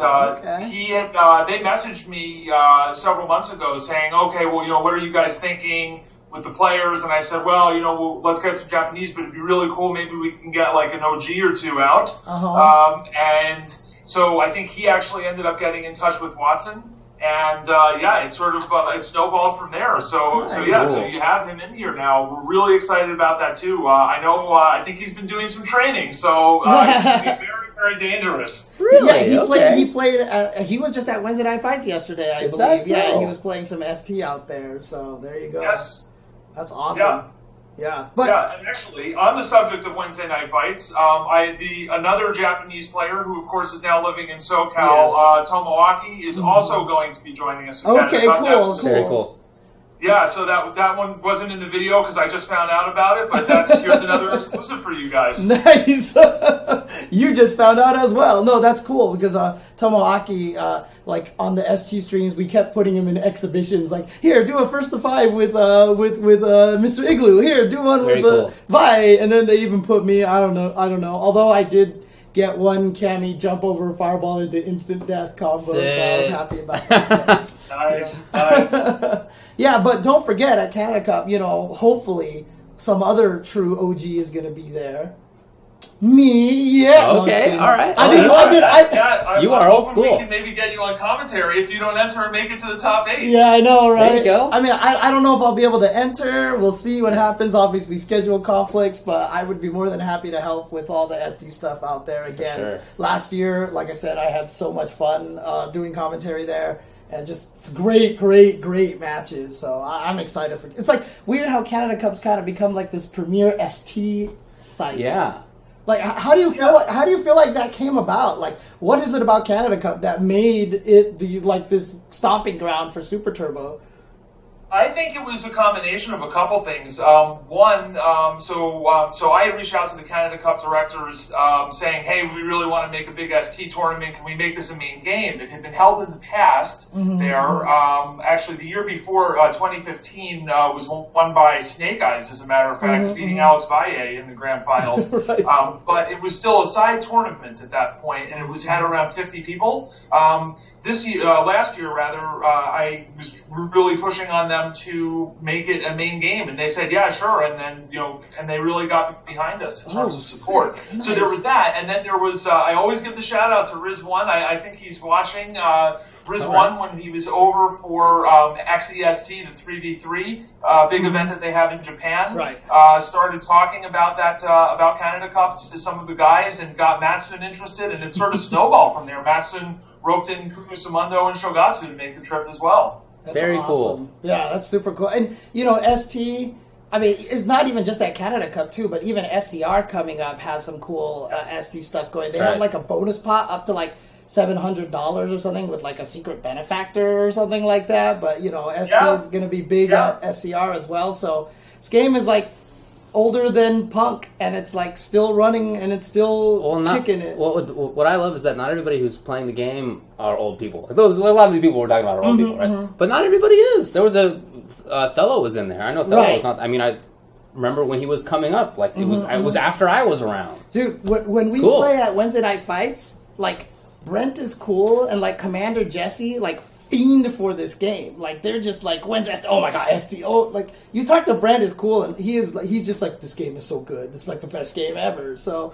it's a lot of the new school guys that still really love the game too. So it's actually really cool. Well, I think that's great, but obviously the tournament scene really depends on work like yourself and the other folks who are keeping ST alive in terms of organization, right? Yes. People are playing it, but you got to have the organization and getting people to fly around, and all of that takes a lot of time and effort and dollars. And really appreciate what you're doing. Yeah, I mean, it's guys like you, like there's almost kind of like a governing body for ST, right? It's like you and like obviously Killer Miller and El Trouble are doing a lot of work, you know, and Riz One. All these guys are always doing a lot of good stuff for ST. I know a lot of it was kind of kickstarted by Bob Painter when he first created ST Revival. Some time ago. And he's no longer involved. He's a family man now, but you know, he's definitely one of the people who gets a lot of credit for ST's continued presence in the FGC. Is there anybody else you'd like to shout out or anything else you'd like to say? Well, I will. Let me throw out a couple things. There is we've hit 50 entrants already, so that has unlocked a $500 pop bonus. Dang. We're going to be pushing for more, and we're going to be running a Matcherino campaign, which we'll start tweeting out to help raise money in terms of with the player travel, and then anything left over to put into the prize pool. Very cool. Nice. Very cool. Good job. Cool. So what weekend is Canada Cup again? Let me see here. Canada Cup is October 27th through 29th. Top 8 is going to be on the Sunday. The singles is on the Saturday, the 28th, and the teams. Oh, actually, I should mention the teams too. The teams they were touched on in the video, but this was accidentally tweeted out previously. But Daigo Umahara is doing the team, so he's on Team Japan with Koman and with Matsun. All right. That was a cheap-ass team, dude. That's awesome. Well, hey, some of these West Coast teams and the East Coast team and some of the Canada teams, who knows, you know? Yeah. It's gonna be a lot of fun. And teams is so hyped, so definitely looking forward to that. Yeah, and again, you know, shout-outs to Canada Cup, shout-outs to you guys. I know, like I said, last year the ST tournament was like one of the highlights of my year for that, so great stuff. Good job. Oh, thanks a lot for joining us. I really appreciate it. All right, take care, guys. Thanks so much. All right. Good night. Thanks for staying up. You got it. There we go. The Noid? I don't know. Can we talk about how the opening footage in that trailer was Tanya calling something a trip guard? Tanya, please. Come on. Tanya, please. Come on. Tanya, please. Come on. No, but shout-outs once again to Atari. Thanks for having him come on here, and thanks for having him contact us in the first place and was like, hey, can we do this? Yeah. And I think that's super cool. Very cool. That's cool. And, you know, the two of us obviously are big ST heads. My favorite fighting game, your second favorite fighting game, and, like, I hope the game never dies, man. Absolutely right. I hope the game never dies. Absolutely right. There you go. El Trouble's in the chat. He says he's yelling about it as we speak. That's awesome. So nice shout outs once again to El Trouble, you know, himself as well as Tanya. As well, I guess I'll give some credit to Muffin Man, but you know, like those guys doing a lot of work for ST. So. Yeah. There you go. Dude, it's funny too because Derek Daniels, right? One of my friends who works at Sony Entertainment says they have an arcade in their offices, right? Okay. And they have they keep swapping out ST and Third Strike like a week back and forth or whatever like that. And he says like the people who were playing Third Strike, they were okay. And then they played a week of ST, and then all of a sudden they were like that much better at Third Strike.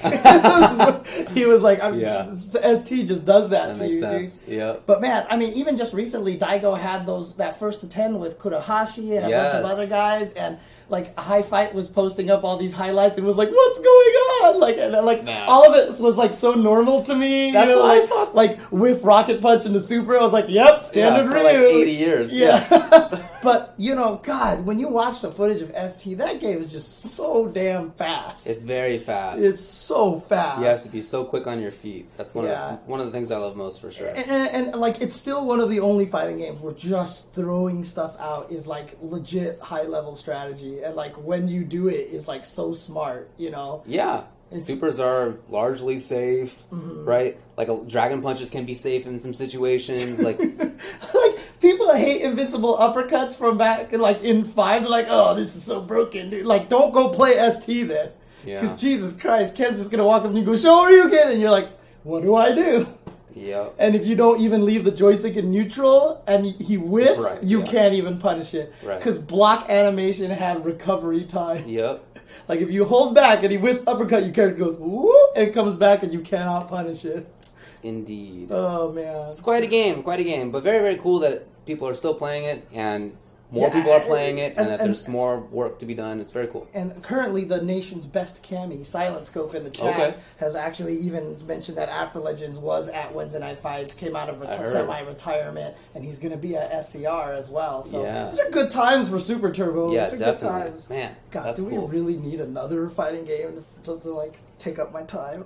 Actually, I don't need to practice that game. It's that just part of your body. That game is like, it's so weird how that game in particular like will never leave my hands. I got enough hand problems, right? But like I sit down and play ST, and I feel like I have execution. It's crazy. I'm sure I don't still, but it's like I'm so confident. Right. I know all these little situations. It's what a good game. And plus another thing is everything just feels like when you land an SPD in that game, you feel like a man. I don't know what it is, but when you stand light kick SPD, it's such a good feeling, man. Oh god.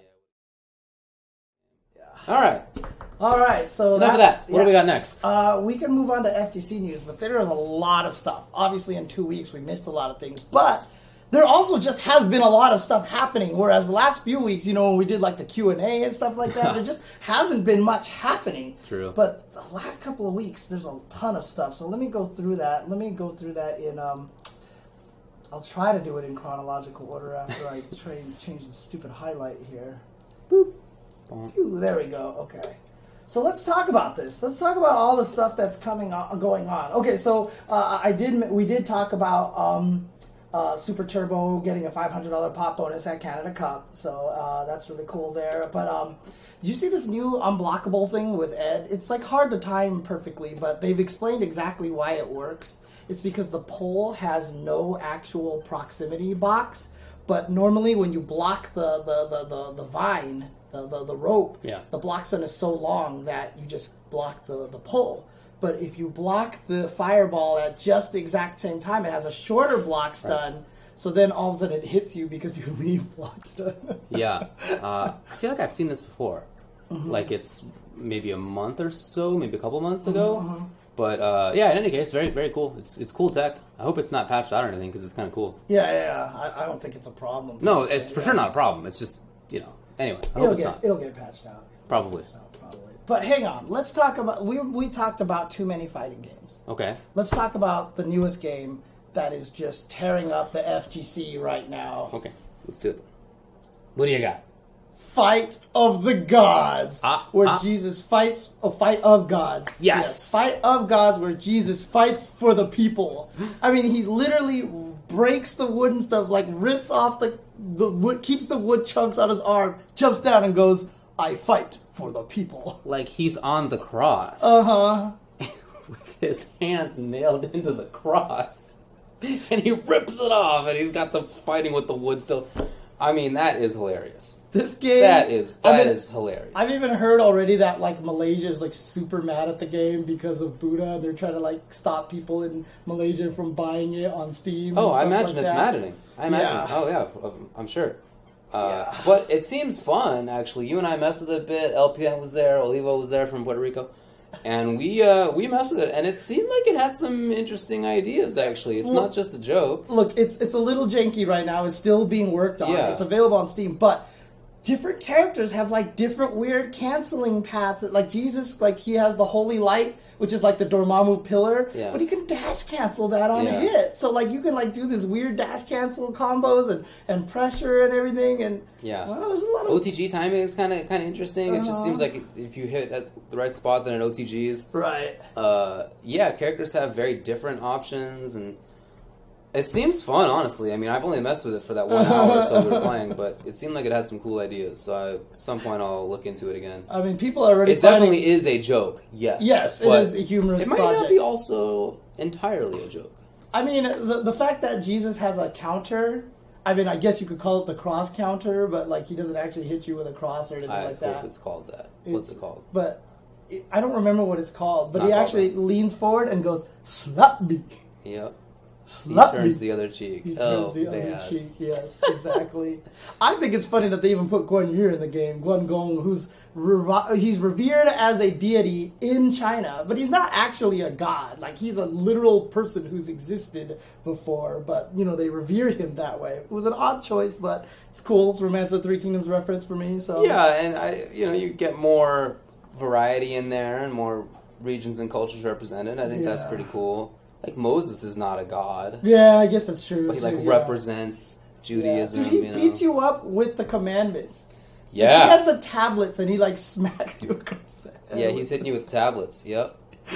Oh, man. But, yeah, there was definitely a lot of puns that we were bad puns. You know, oh, that was a godlike combo. Oh, you know, yeah, the easy ones. The easy ones all over the place, man. But, yeah, I mean, it's available on Steam right now for, $4.50. Yeah. So if you want to just mess with it, it's goofy. It's like I said, you might not. It's probably not going to become anything tournament time for this game. Of course, yeah. But People it is found fun. 100% combos already, but of course that's only by using the DPS, which is the Divine Power State. I don't know what it is, but Yeah, I don't remember. yeah, but Zeus has a command grab super.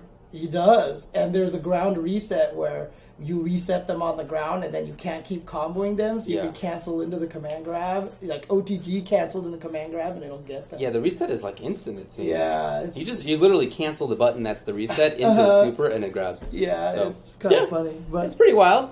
It's fun. Give it a try if you're interested, and not too offended by such things. yeah, Fight of Gods. I mean, look, the game is designed to be humorously offensive, right? Yes. So Nice work. if you can handle it, if it's okay with you, definitely And, check it out. So well done on that. All right, what do we got? Oh man, fatalities would be hilarious. that would be terrible. Okay, see, that might be going too far. If Yeah. you actually show the gods getting desecrated and stuff like that, might be a little too much. I mean, Jesus rips off the cross with his nails still in his hand. They were willing to go a pretty good distance, okay? You saw the That's trailer. not You level saw one. the Jesus reveal trailer, right? It said Jesus is back and he's cross. Yep. His stand fierce is he does a cross. Yes, hits you with that. It's like Karen. Yeah. Oh my god. Anyways, Beyond the Summit has announced Smash Summit 5 returning on November 2nd through the 5th. So that is going to be taking place. Where is this taking place here? I do not see a location here, but obviously there's going to be a lot of people invited to there. Armada, of course, is the first invitees, as he is the 5-time champion of that event. So that will be taking place. So there'll basically be an opt-in stage. Remember last year there was all that voting at this time of year for trying to get players into that. So that's going to be coming up on November 2nd through 5th. And I wish everybody would stop using that terrible Street Fighter 4 font for everything that they do. Oh, I didn't notice. Yeah, they're still there. Speaking of Fight of Gods being on sale on Steam for $4.50 until September 10th, a bunch of the SNK fighting games are on sale as well on Steam right now. King of Fighters 14 is on sale for $35, and its DLC is $10. But there's a KOF triple pack with 13 2002 UM and 98 UMFE for $10.50. So you can grab all of those. Last Blade 2 and Garo Mark of the Wolves are available for $5. So there you go. Very cool. Let's see here. Killer Instinct. The Steam version is going to allow crossplay. So the new 3.9 patch is coming out, and they're going to have crossplay between Xbox and Windows and Steam. So that's super cool. Very, very cool. Yes, they did a great job do with not that. fracture their player base. That's really cool. Let's see. They had some patch notes out as well, and largely not major, although there were some significant ones. Oh, was there? Okay. There were. Yeah, there's definitely some system changes in there. It looks like Thunder got one change. Sadira got a bunch of changes. Yeah, I mean, again, most things were not major, but there definitely was some stuff, and Eco got a bunch of changes, and it's cool. Right. But, Keith said in a tweet that the team is pretty happy with how the balance is right now. Yeah. After this. And it was already really good. Yeah, I mean, it's tough because, honestly, the KI community does complain a lot about their characters, but I think it's because they know Keats is listening, and so they try to be a little louder about it, you know? But yeah, the game is in a great spot. It's in a great state. It's in a great state where it is right now. But speaking of DLC, of course, Menat just came out. Bam. Dude. Menat. Goichi is like the Menat to go watch. Like, he's the one to watch, right? I'm surprised someone hasn't done a Muppets reference yet so far. Menat, Menat, dun, dun, dun, dun, dun. Menat, Menat, dun, dun, dun, dun. Yeah. Menat, Menat, dun, dun, dun, dun, dun, dun, dun, dun, dun, dun, dun, dun, dun. I'm not sure that was a good idea. That was perfect punchline. All right, let's. What do you think of her so far? Very interesting character. Yeah. Very interesting character. Yes. She just has a lot of. Well, I shouldn't even say a lot. She's a very boiled down character. Mm-hmm. Like, she has 3 special moves, and you can't. 2 of them aren't even available at the same time. Maybe like 2.5. Right. So it's not like she's overly complex in that regard. It's just that they let the V-Trigger and the Orb send out and recall do so many things that the result is that you have a very complex, interesting character with a ton of player exploration available, a ton of creativity involved in there, lots of manual dexterity requirements for people who get off on that. And I just feel like she's a really fantastically done character design in terms of gameplay. The character itself, I mean, everybody seems to like her. She as like a character. She's waifu status. She's definitely right. People are. I mean, even if you don't care about that, like right. she is well animated. She has lots of personality. That one, I think it's the perfect animation when she is using the orb and thinks on her head because she's an apprentice still. She's not perfect yet. Just little things like that. They clearly put a lot of time into the designing of the character. Overall, I'm very impressed by it. Yeah, no, and I'm super happy because they basically did what I've been asking for this whole entire time. Is they just said, you know what, fine, you want an execution heavy character, here you go. I practiced Menat combos for a while in Puerto Rico when Olivo left his setup there, and I was actually starting to get some of the orb loops down. Okay. But like it was just.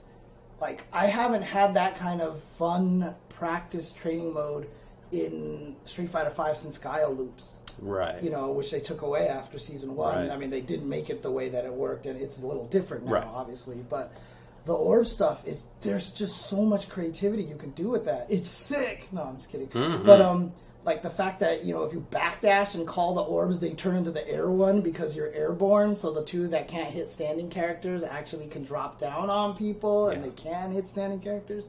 But the funny thing about it was, I saw that and I was like, that's cool, all these combos are neat, but honestly, I didn't really, think to myself, oh my god, I really need to play this character until I watched Goichi. Oh, yeah. Because it was just, and it wasn't even the combos that did it, it was the way that he was zoning with the character, and just the orb and pulling back and being a nuisance with the orb, and nuisance is a good way to put it. Watching all that stuff, I was like, this character doesn't exist in 5. She feels actually different than everybody else. Agreed. And it just made me super excited about that, and I cannot wait till Goichi she becomes legal in ranked events and stuff like that, because Goichi is going to slaughter so many people and it's going to be fun. Now, she obviously has some terrible weaknesses. If she sends out the orb and gets attacked in the corner, she's in trouble. She doesn't have any wake up, but that's everybody in the game. So, you know, I'm excited for this character. I actually feel like she has some of the better defensive, well, at least one of the better defensive options in the game, which is that once V-Trigger is out, if she's in block stun, she just lets go of negative edge. You can't let go of them during block stun. Yeah, you're just option selecting. So you're right. You're just letting go of the buttons, and there's no risk to it. Right. But if the opponent doesn't put you in block stun for those frames, then the orb is coming out. Now it's your turn. Mm-hmm. So you have a safe option selectable way to make it your turn again, which is basically unique in Street Fighter V. Nobody gets that. And out of a 3-frame normal, she gets into 400 damage or whatever. You want to spend the whole V-Trigger.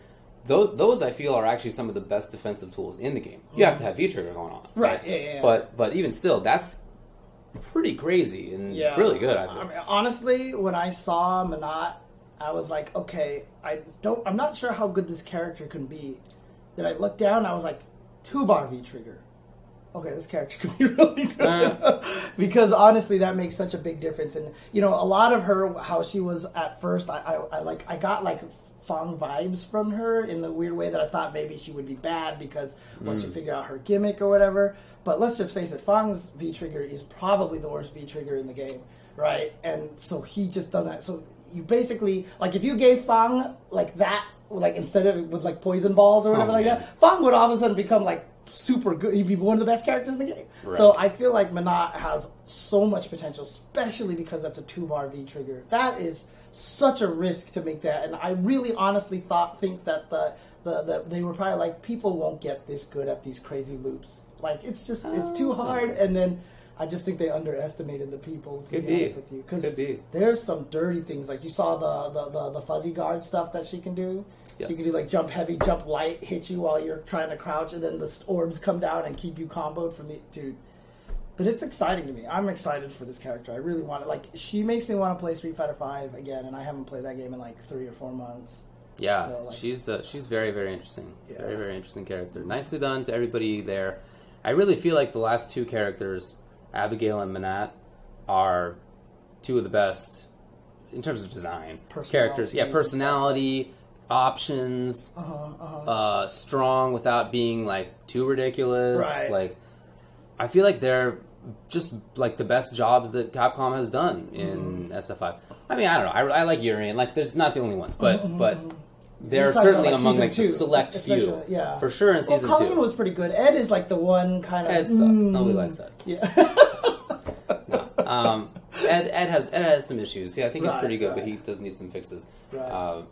But no, I feel like Menat and Abigail are like a step up in a lot of ways compared to most of the cast. Yeah. So I think that's a really good sign. It was funny too, because someone was actually telling us too that like their kid was not interested in Street Fighter V at all until Abigail, because Abigail was that giant kind of gross-looking Shrek type of character. So like he was like brought in his kids in there. Like it's interesting because the characters had that personality. Like Abigail, like I know some people probably think it's silly and stupid, but you know the fact that he comes in, brum, brum, it is silly and stupid, like, but that's what people like about it. But there's an appeal. Like they did it in a way that it's appealing. Yes, like all of his dancing and all that stuff like that. You know, it wasn't like it could have gone horribly wrong and in like 10 ways and right in only in 1. And I feel like they actually got it right with Abigail. I honestly do. So I am with you. Although, P.S. I probably think he does need damage nerfs. I think his damage is too good. I think he's really strong.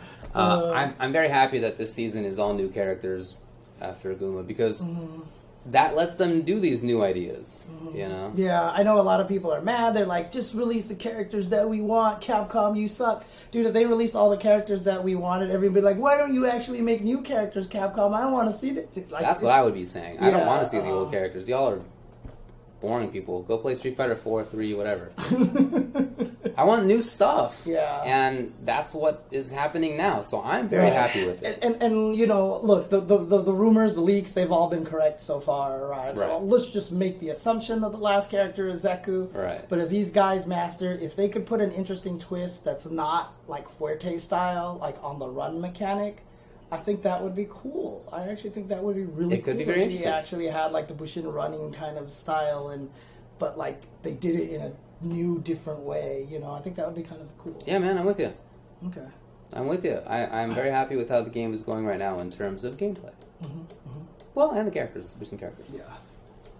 All right. Also, let's see. Here. Like this Sagat, I don't know how. I mean, I don't know that there are rumors, but it's so silly that anybody expected Sagat when they were very clear that this season is new characters. Right. I don't understand. Come on, folks. I don't understand that. Furthermore, he's not, if he exists, going to be at all like Street Fighter 4 Sagat or Street Fighter 2 Sagat. Right. He's for sure not going to be that dude. Right. He's not going to be like your big projectile zoner, because that's really not in the game. They haven't. There's like 1 or 2 only, and they're going to make him different. Like, he's not going to be the same guy. I mean, Dalsum is different. Zangief is different. Right? Yeah, think about how different Vega is. Like the only one that's the same is Cammy, right? And that's why I think she's so boring. Right? Yeah, because they did all these interesting things with all these characters, and then Cammy's like literally the same thing, and I was just like, You could have just hear like that. I would have loved to have brought.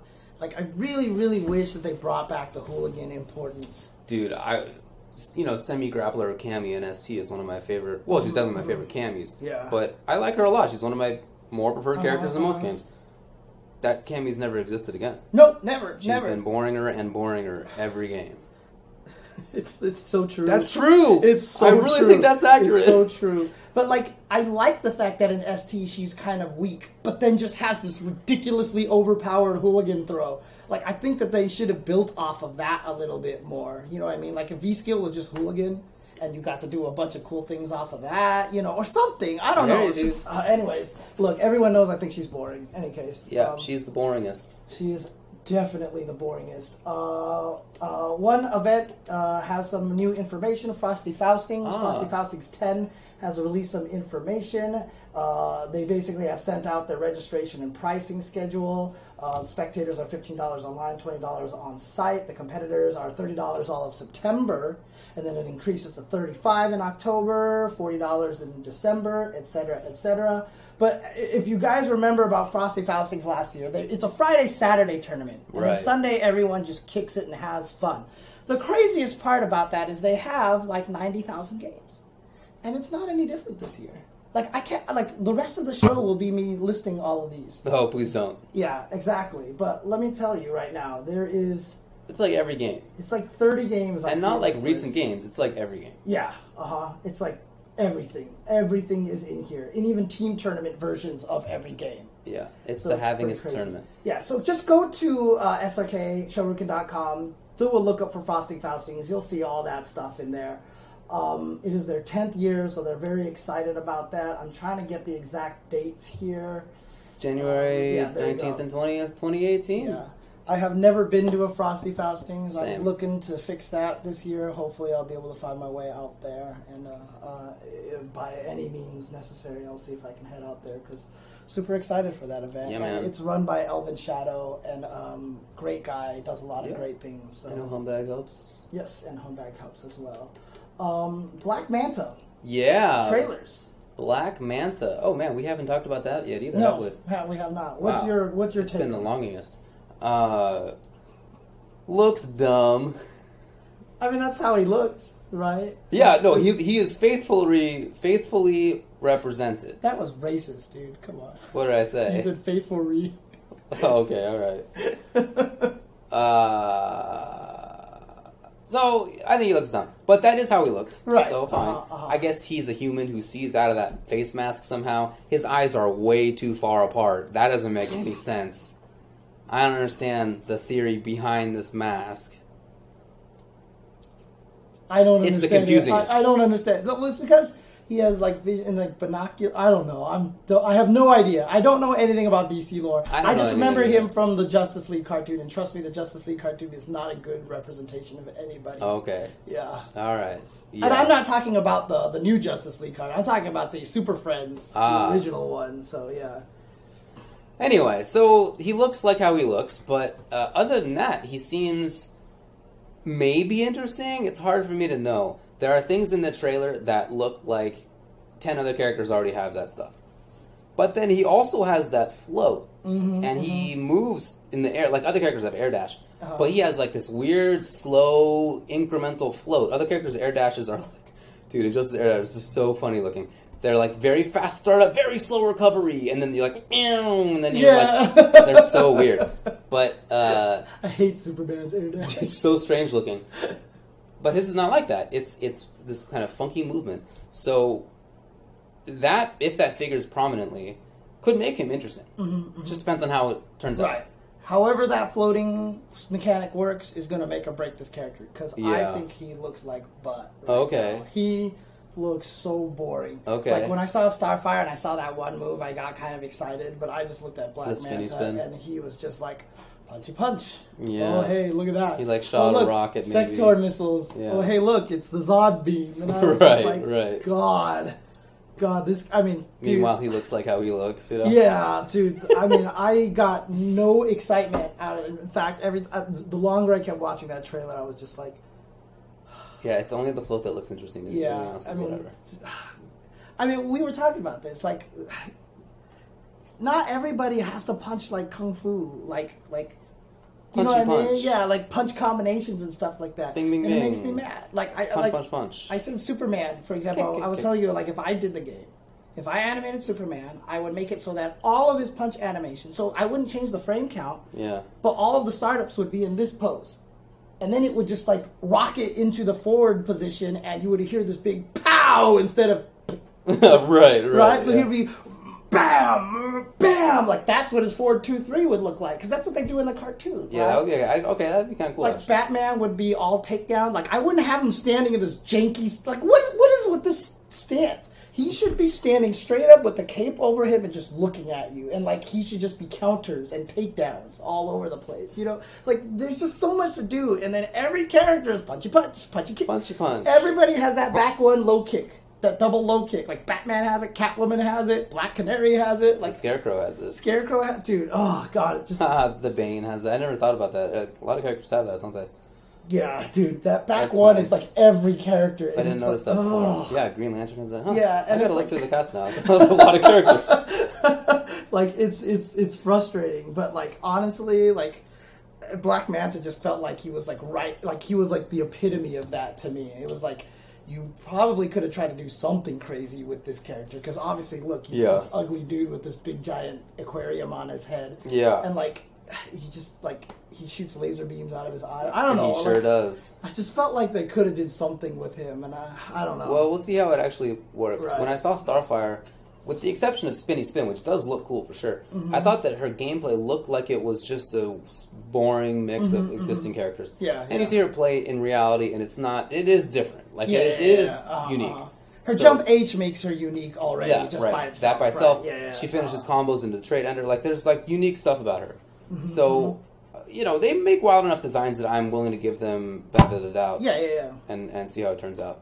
But definitely, he looks boring. Right. But again, all of Graphically. my complaints are aesthetic. Right. I actually really enjoy watching the game. Oh, yeah, And the I gameplay's think awesome. about it all the time. Like I want to play it a lot more. In fact, we were watching one of the guys in Puerto Rico was using Catwoman, and I was just like, man, he can optimize his combos more. that's Like right, all yeah. this stuff.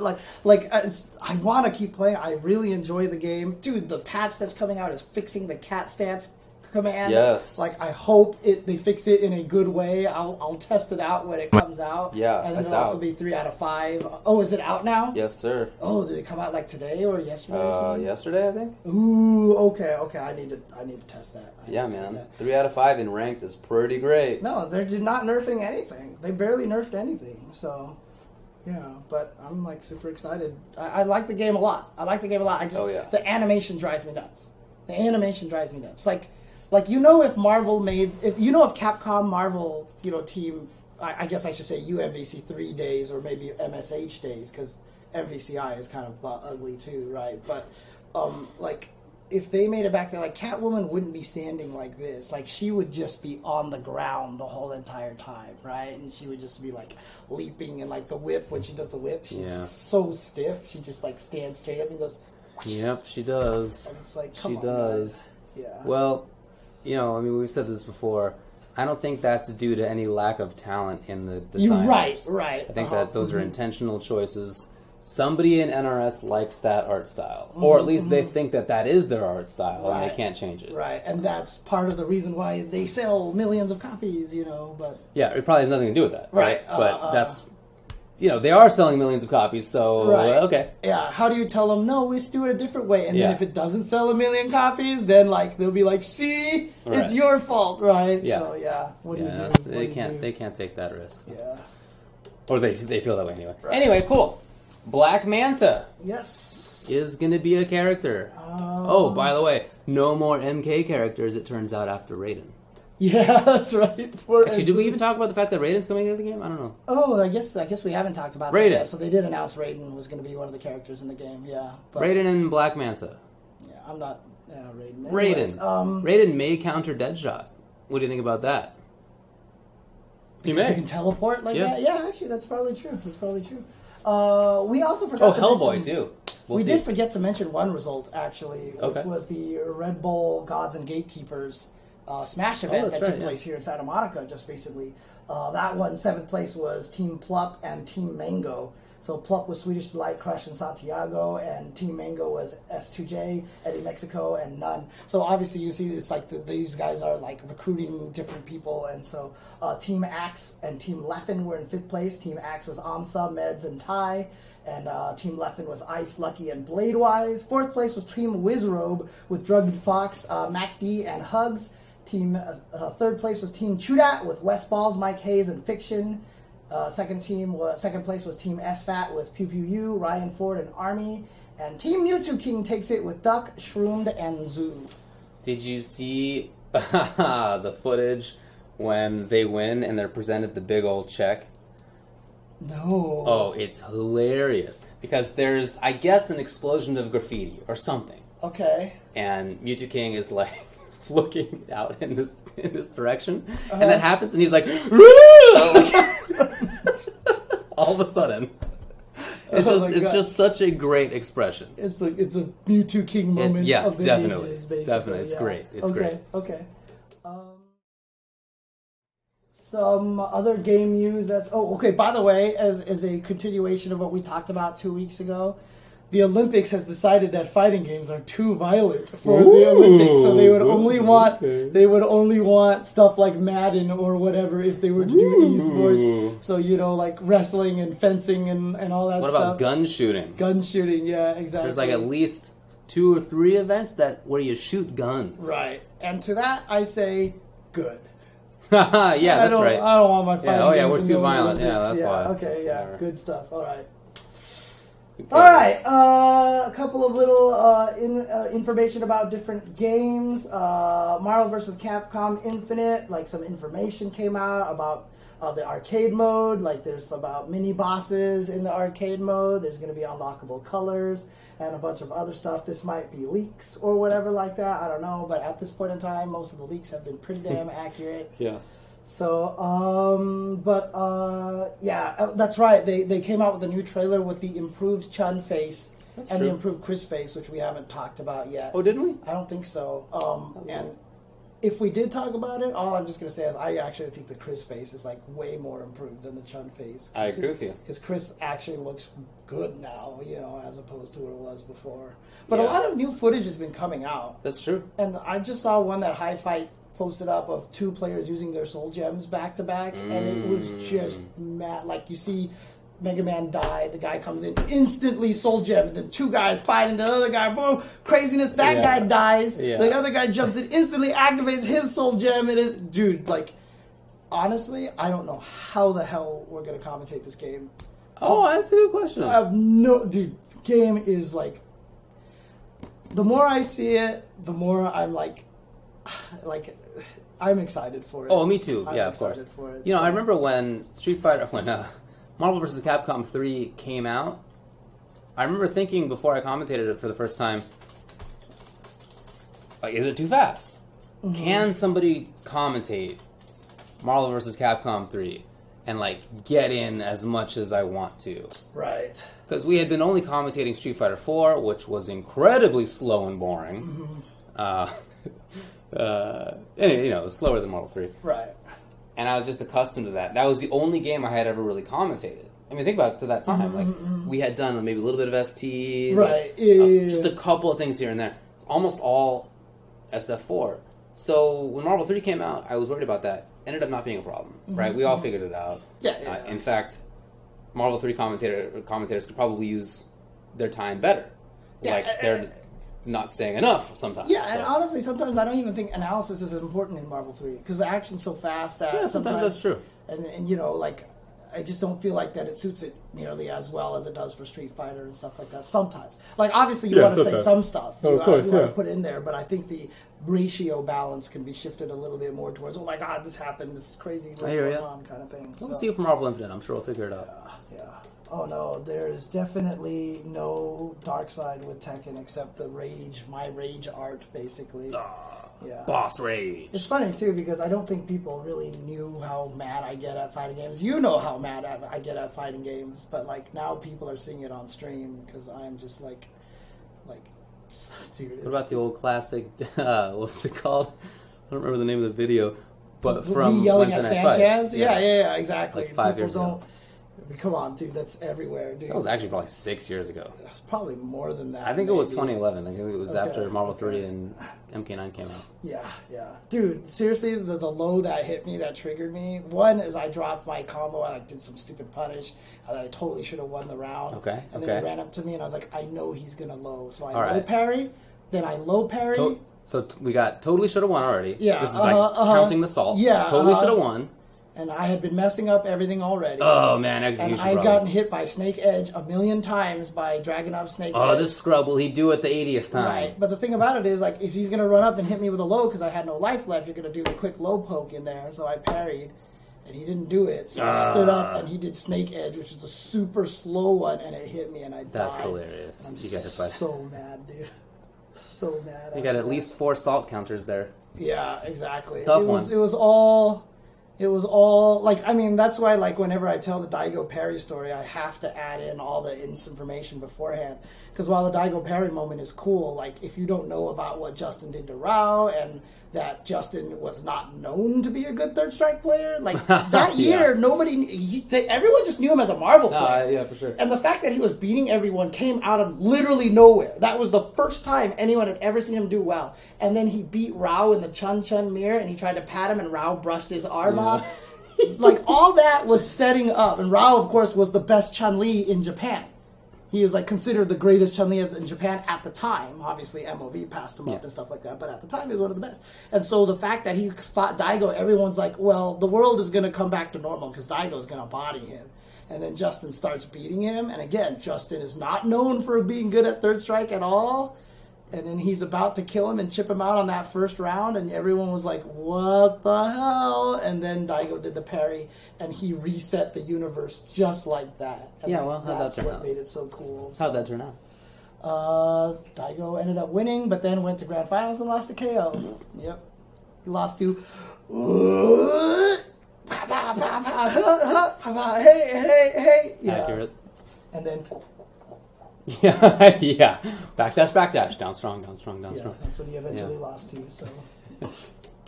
Any case, more news. Why'd you give a character a 2/3 screen backdash? So wait, is Yipes moving to West Coast? Is that actually they've been happening? considering that for quite some time. Yeah, Is that I official heard now? about. Yeah, someone actually told me that Yipes is moving to LA, so he's actually going to be a SoCal boy. Well, smart man. Yeah, so that'll actually be cool. That means we'll probably see him at Wednesday Night Fights a lot and doing commentary there. I'll see him at the next major. Yeah, I know, right? Exactly.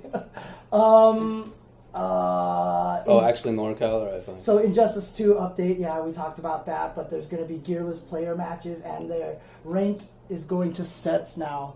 Thank you. I mean, honestly, today, so I have this theory that when I play on stream, I just play terrible, right? Yeah. Because that's always been the case, even in tournaments back in the Wednesday Night Fights days. So I just played an hour on off stream. I just played Tekken for an hour before you showed up. And I ran into this Miguel, and we played like 20, 25 sets. And like, it started out bad for me, but then I started figuring things out. And it's just like, I just had the time to like think to myself, and like, I wasn't worried about people watching and going, "You're a scrub, James." Like, I can't believe you got hit by that. Right, for sure. You know, like, and as I kept playing, and like, eventually, he won probably 60% of the games, right? But, man, those matches felt great. Like, it felt great because I was adapting and figuring things out and stuff like that. And there was a noticeable progression. Yeah. That is very nice. Long sets are great. And so Injustice putting the 3 out of 5 there is going to help reduce the salt factor a lot. You know, you could already have played player match, right? Yeah. And that can last as long as the two players want to keep playing. Mm-hmm. But, yeah, for ranked, it's just nice to... I didn't need to be 3 out of 5. 2 out of 3 would have been fine. But like, the point is like that you get more than one game to figure things out. Because it's annoying to get hit by something that like is dumb, and you're like, come on. Like, that's not a long-term strategy. But you don't need a long-term strategy. It's like Tasty C said, the one and done, right? Because the thing about it is short-term works fine. When you get hit by the one and done, then you're like, man, that guy was hitting buttons, and I just got hit by... But if you do like 2 out of 3 or 3 out of 5 and you lose to that twice in a row, then you're just like... your ass. Yeah, you're just like, whoops, okay, I guess I need to figure this learn. out. Yeah. For sure. Yeah, 3 out of 5. Yeah, it's so very I'm excited. nice. I definitely want to after I keep playing some more Tekken, because honestly, once a week I'm not learning anything. You gotta keep it up. I need to. So I'm just right now is my Tekken phase. I'm just gonna play a shit ton of Tekken. That's smart. Then I'm gonna go back to Injustice probably. But man, I really want to get into that Menat now. So I really want to see how she plays. She's cool. So. Okay. Some all right. Other cool things. Right. Dude, I am 8-bit revealed this awesome red 30th anniversary Street Fighter 2 Super Turbo cartridge. By the way, there's notes on the side itself that says like don't plug it into your Super Nintendo, it may overheat and catch fire or something like that. But I just want it because it's a collector's edition thing, right? I mean, it's really sick. Here, I don't understand. I don't know why. But here, let me see if I can put it on the screen here because I just oh, that's the Skype window. Oh yeah, there we go. Oh, look at that. You can't use it? I guess not. What's the little doohickey there in the middle, the little line? This thing? Oh, that's always been there for Super Nintendo cartridges. Was it really? Yeah, because basically when you turned it on, it would throw a piece of plastic out there so you couldn't pull the cartridge out. Oh, man, that's funny. I don't remember that being there. Yeah, that's but they took that away eventually. Eventually they made it so that the bottom was smooth so you could rip the cartridge out, because I think that was just for safety, because if you accidentally pulled it, you would fling the console instead or something like that. Oh, that's funny.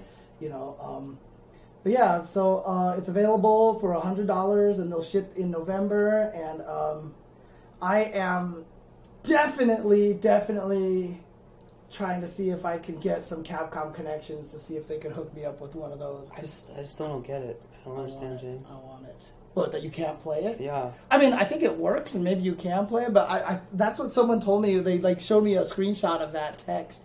I haven't seen it myself, so I can't confirm, but... I got the original.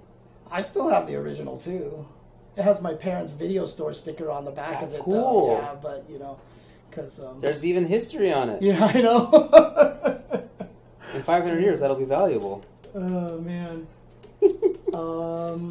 Also, shout-outs to Skullgirls. They have officially sold 1 million copies on Steam. That's crazy. So congratulations Yes, to Mike Z. I almost called him Mike Ross. God. Boy. Mike Z, yeah. So shout-outs to him.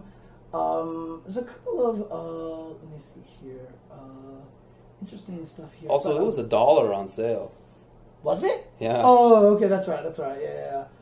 Circa Esports has signed Joey Fury, the Tekken player. That's so true. we just read his name in a couple of the results. So he has been signed by them. Circa always continuing to grab players from the non-Street Fighter games, which is super cool. And Agreed. I really, really support that decision. High five. And then Capcom also announced that they are bringing a new mobile version of Puzzle Fighter out there, complete with the absolute worst art. Like, I don't know what Capcom is doing, but it's like new characters. So it's going to be like Mega Man and like Frank West is in there. So that's like it's a remastered version of it.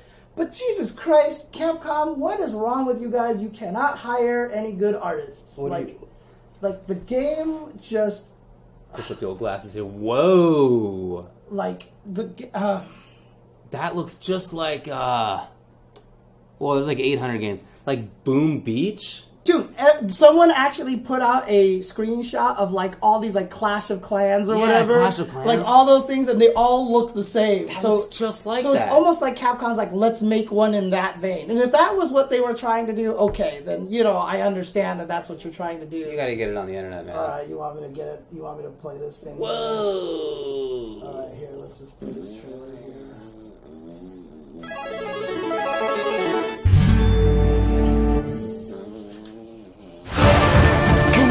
Oh, God. You can't escape. Target sighted. Puzzle Fighter.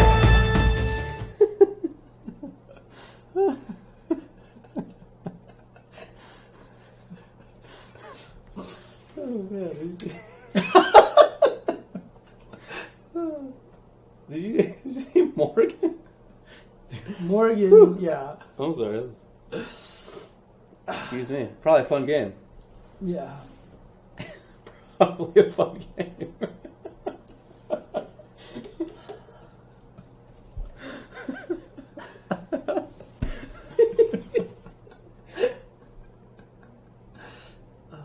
And with that, Menat, thanks you for tuning in to the Tuesday show, everybody. That is our show today. Is there anything else that you want to talk about? I only have a couple of other links here that I was saved for my own interest here. So, oh boy. All right, what do you got for me? I mean, honestly, like, this would look better in there, probably, right? Like, let's just get Katana Prime. What was that? Oh, Katana Prime, yeah. I've seen that guy in person. Yep. But let's talk about some coming up events. Let's talk about the coming up events. This weekend, we have Manila Cup, which is coming up this weekend. Yeah. So that's going to be cool. DreamHack Montreal, a lot of people are flying out to. DreamHack Montreal is a ranking event. Manila Cup, I think, is that a premier event? I believe it is. It's a premier event? Okay.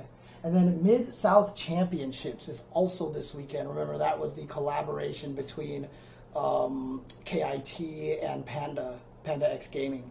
So those two together have now formed Mid-South Championships. That's going to be taking place in Little Rock, Arkansas this weekend. Manila Cup will be, let's see if they have the stream here. They don't have the stream event information here. But if it is a premier event, then I would imagine it's on Capcom Fighters. Indeed. Not 100% sure. DreamHack Montreal. Let's see, there's going to be Street Fighter V with a 10K pop bonus. Melee with a 10K pop bonus. And Smash 4 with 10K pop bonus. The streams are going to be on twitch.tv/DreamHackFighters as well as twitch.tv/DreamHackSmash. Very cool. And then the Mid-South Championships is going to be taking place. There's going to be a 1K pop bonus for Street Fighter V. Smash 4 has $500 as well as Melee. Injustice 2, Tekken 7, Exerd, KI Project M, KOF 14, BlazBlue Central Fiction, and Ultimate Marvel vs. Capcom 3 will all be there. Will be streamed on twitch.tv/PandaXGaming, as well as Team_DRX, as well as TXK Hot Sauce. Yeah, TXK Hot Sauce. So that's where all the streams will be. And that's in Little Rock, you said? Little Rock, Arkansas. That is correct. Cool. Yep. So those are all coming up. Manila Cup is a ranking event. Yeah, I just saw that. Huh? Okay, Was it previously a premiere? I don't remember. I feel like it was. Huh? Okay. In any case, yeah, it's a ranking event for Street Fighter. There you go. So good stuff there. And I mean, look, we were kind of in a slow streak for a little bit. But now, like, things are ramping up again, I feel like, because the week after that is like 1,000 things. The week after that is like 1,000 things. The week after that is like 1,000 things. So already this past 2 weeks has been very busy, right? There was not even really a month off, but relatively a month off after Evo. And now it's definitely in full swing. It's definitely in full swing. Brooklyn Beatdown will be the next week. Yeah, Brooklyn Beatdown, Injustice Pro Series Finals are both that same weekend. Actually, the Curly finale is that weekend too. Curly finale. Oh, dang! So it is that. So it's happening a lot earlier. Thunderstruck in Mexico is taking place as well. Dang. And then after that, in Paris, in France, I should say. All right. Oz Hado Nationals. Oh, sick. Taking place in Sydney, Australia is happening. Indeed. Dang. SoCal Regionals the weekend after that. As well as EGX. And CEO Taku. Never Give Up. FV Cup. Right. That's a lot of stuff. Oh boy, I hope so, Mr. G. Who says CEO Taku is still going to happen post Irma? Oh, that's a good question. We will see. Because they definitely canceled one event. Like, there was like a weekly event that they canceled because, things are going on and everything. Still got tears in my eyes. Yeah, I mean, Orlando is quite a ways up. Wait, was there an 8.0 earthquake in Mexico? What?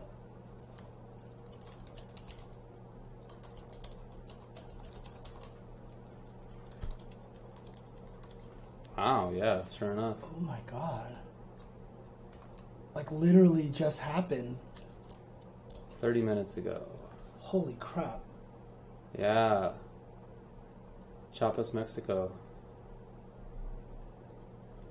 Alright, well, yeah, that's bad news.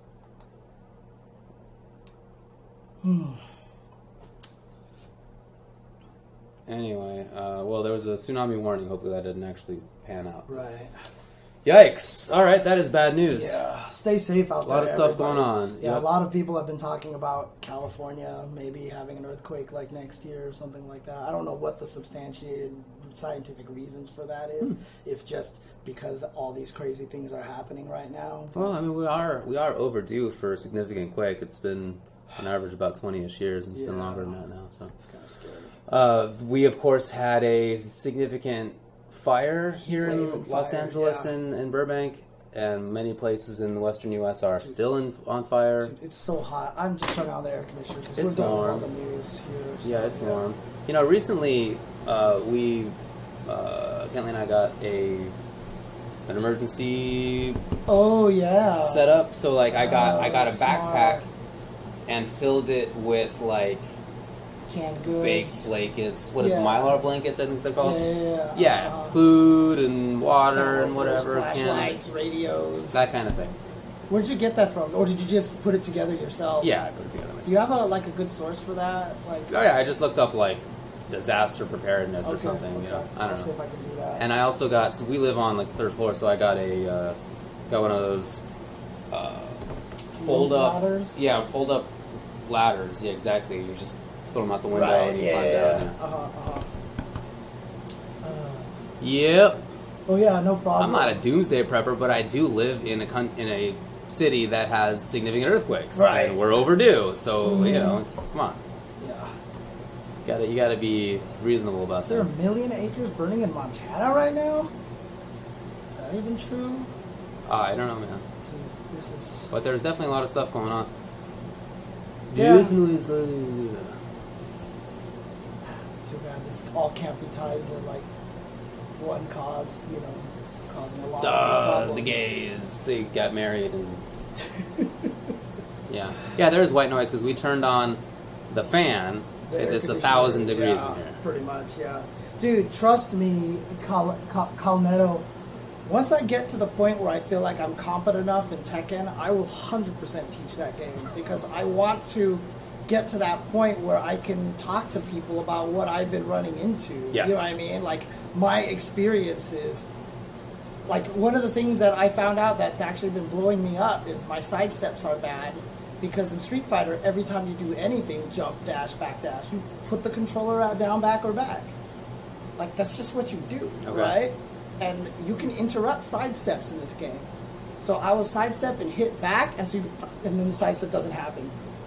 Like, like literally, like the sidestep doesn't finish if you move the controller. I see. Like, you literally cancel your sidestep. So, like, a lot of times I try to sidestep, and my character literally goes and doesn't do anything, you know? Stuff like that. Like, weird little things like that I'm trying to learn. And then just, like, very standard defense that a lot of people aren't, like, teaching properly and everything. Yeah. When to sidestep is kind of important. Right, yeah. These things like that. I don't know that stuff for sure. Yeah, I'm trying to teach a lot of these things. So. Yep. Yep, it could take me for a few years. Korean backdashing is super important and stuff like that, so it's crazy, dude. It's crazy. Oh, did Eris? Oh no, what's for breakfast? What is that? Where did that come from? Eris. That is from Eris? As far as I know. Oh. You know, because it's what do they do on Wake Up? Right. No, I figured that out. But, Yeah. like, when I was doing commentary at First Attack, the Tekken commentator that I was doing it with kept saying that. What's for breakfast? Really? What's for breakfast? What's for breakfast? He said it, like... That's an Eris thing. Like You gotta 7 or let him 8 do times. And I was like, where is this coming from? Is this like a thing that they say in Puerto Rico? I didn't know that was an Eris thing. Okay. that. Yeah, I'm pretty sure it's just Eris. Okay. But that really should not be copied. I just, you gotta let the man have his thing there. Dude, Maximilian, God, that's why I did the rant a while ago that it's actually kind of a terrible time to be good at fighting games because there's just so many goddamn games. Yes, there are lots of videos. So Maximilian in the chat was like, can't get good at Tekken. DBZF beta, then Marvel, just no time to get good at anything. Like, I totally get it, dude. I totally get it. Dude, the Dissidia beta was just a while ago, too. The Final Fantasy I didn't play that. Yeah. You gotta get good at getting good. Yeah. Which is possible. You can get better at getting better. Mm-hmm. Canceling backdash, a lot of times I would do that, too. Like, if you try to Korean backdash too fast, there's a rhythm that you have to learn. I remember that. Otherwise, your Korean backdash just goes boop, and you stop, right? Like, it's crazy. Like, there's just so many things that I'm so accustomed to. And, like, even, like, for example, if I know a low is coming, I try to parry it. Okay. Even though it's, like, a hell sweep, for example, like, I don't block hell sweeps. I die by them, by the way. But I'm just saying, for example, if I knew it was coming, I parry it. even though they're completely punishable on block, right? Like launch punishable or something cool like that, right? Parries scale damage so badly. Okay. Like I get 40 damage off of a low parry with the same king combo that if I blocked it and it went pow, crumple, and did the combo, I get like 60 some damage off of that, right? It's a huge difference. But when I play, parry feels better because it feels like a direct counter. Because of Street Fighter, I want to uppercut things, uppercut limbs. I feel like I have to counter things actively, and blocking is not necessarily a counter in any Street Fighter game. You know what I mean? True. Yeah, you're often losing if you're blocking in Street Fighter games. Exactly. So, like, thinking to myself, here it comes, and I have plenty of time to hold down forward with good timing. I could just as easily hold down back. Like, obviously, you want to parry, like, the down threes, the quick pokes that you can't punish badly. But for, like, the sweeps, like the snake edges and stuff like that, like, I parry it, but, like, I should just block it and I get more damage. If you want to do stuff like that, maybe you should play somebody like Akuma, who has invincible DP. If you want to, like, do stuff. Right, yeah. That's the thing is I'm scared, though, because I don't want to play that character because I don't want to learn that in Tekken. I want to learn Tekken right now. So. All right. But yeah, it's man, but see, there's all these little things that I'm learning, and I'm gonna try my best to try to teach that as much as I can to help people like me get into Tekken. But like, because honestly, right now, and I'm not trying to call anyone out or talk shit to anybody in my stream, but most of the advice that I get has been pretty bad so far. Dang. Like, honestly, there's a lot of good people out there that are like, okay, you're doing this too much, like, try to do this. Like, those are good, but then the people are like, sidestep more. This is a 3D game, James. Sidestep more.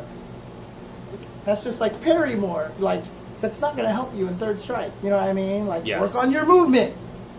You remember how you commented? You commented that, like, everybody who plays Street Fighter these days does the walk back and forth thing because they feel like that's what they're supposed to do. Mm-hmm. Like, that's what I'm doing when I practice my movement, and I'm just, like, dashing around and sidestepping, and then I get hit, and I die. And I'm like, what is the point of this? We need to learn why and how and, you know, key concepts behind those things. But the thing about it is I can't blame the people who are saying that because it's just so natural to a lot of them because they've been playing it for such a long time. You know what I mean? So makes sense. Yeah. Just stop losing, James. Exactly. Duh. Win more, boom. Yeah. What's for breakfast? Yeah.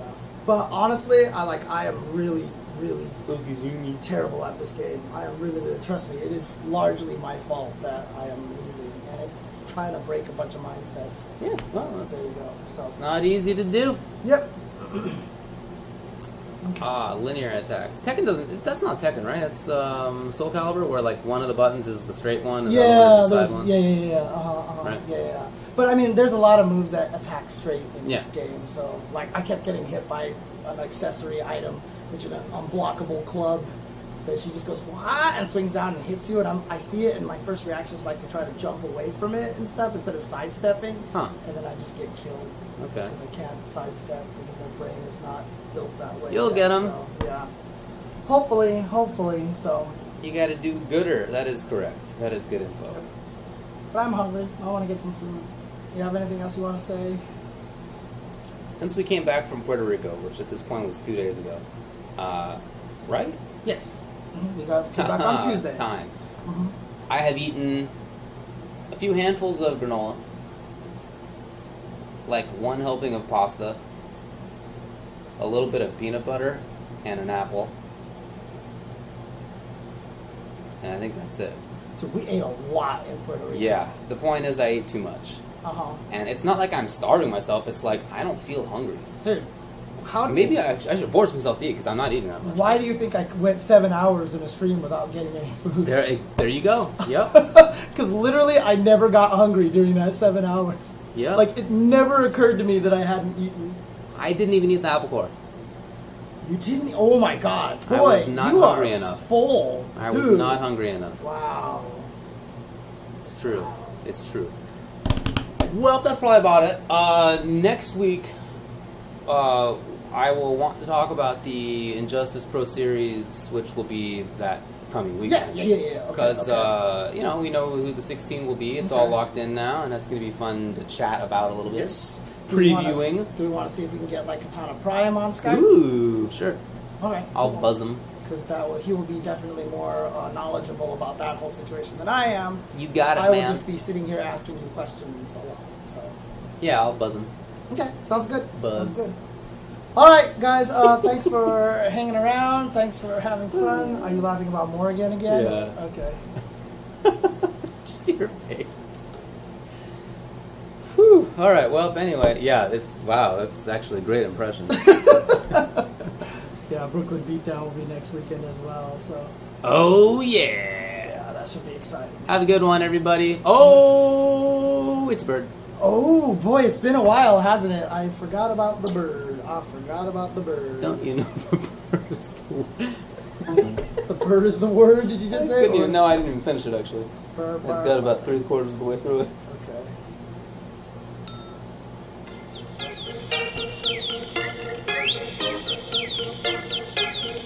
Come on, David.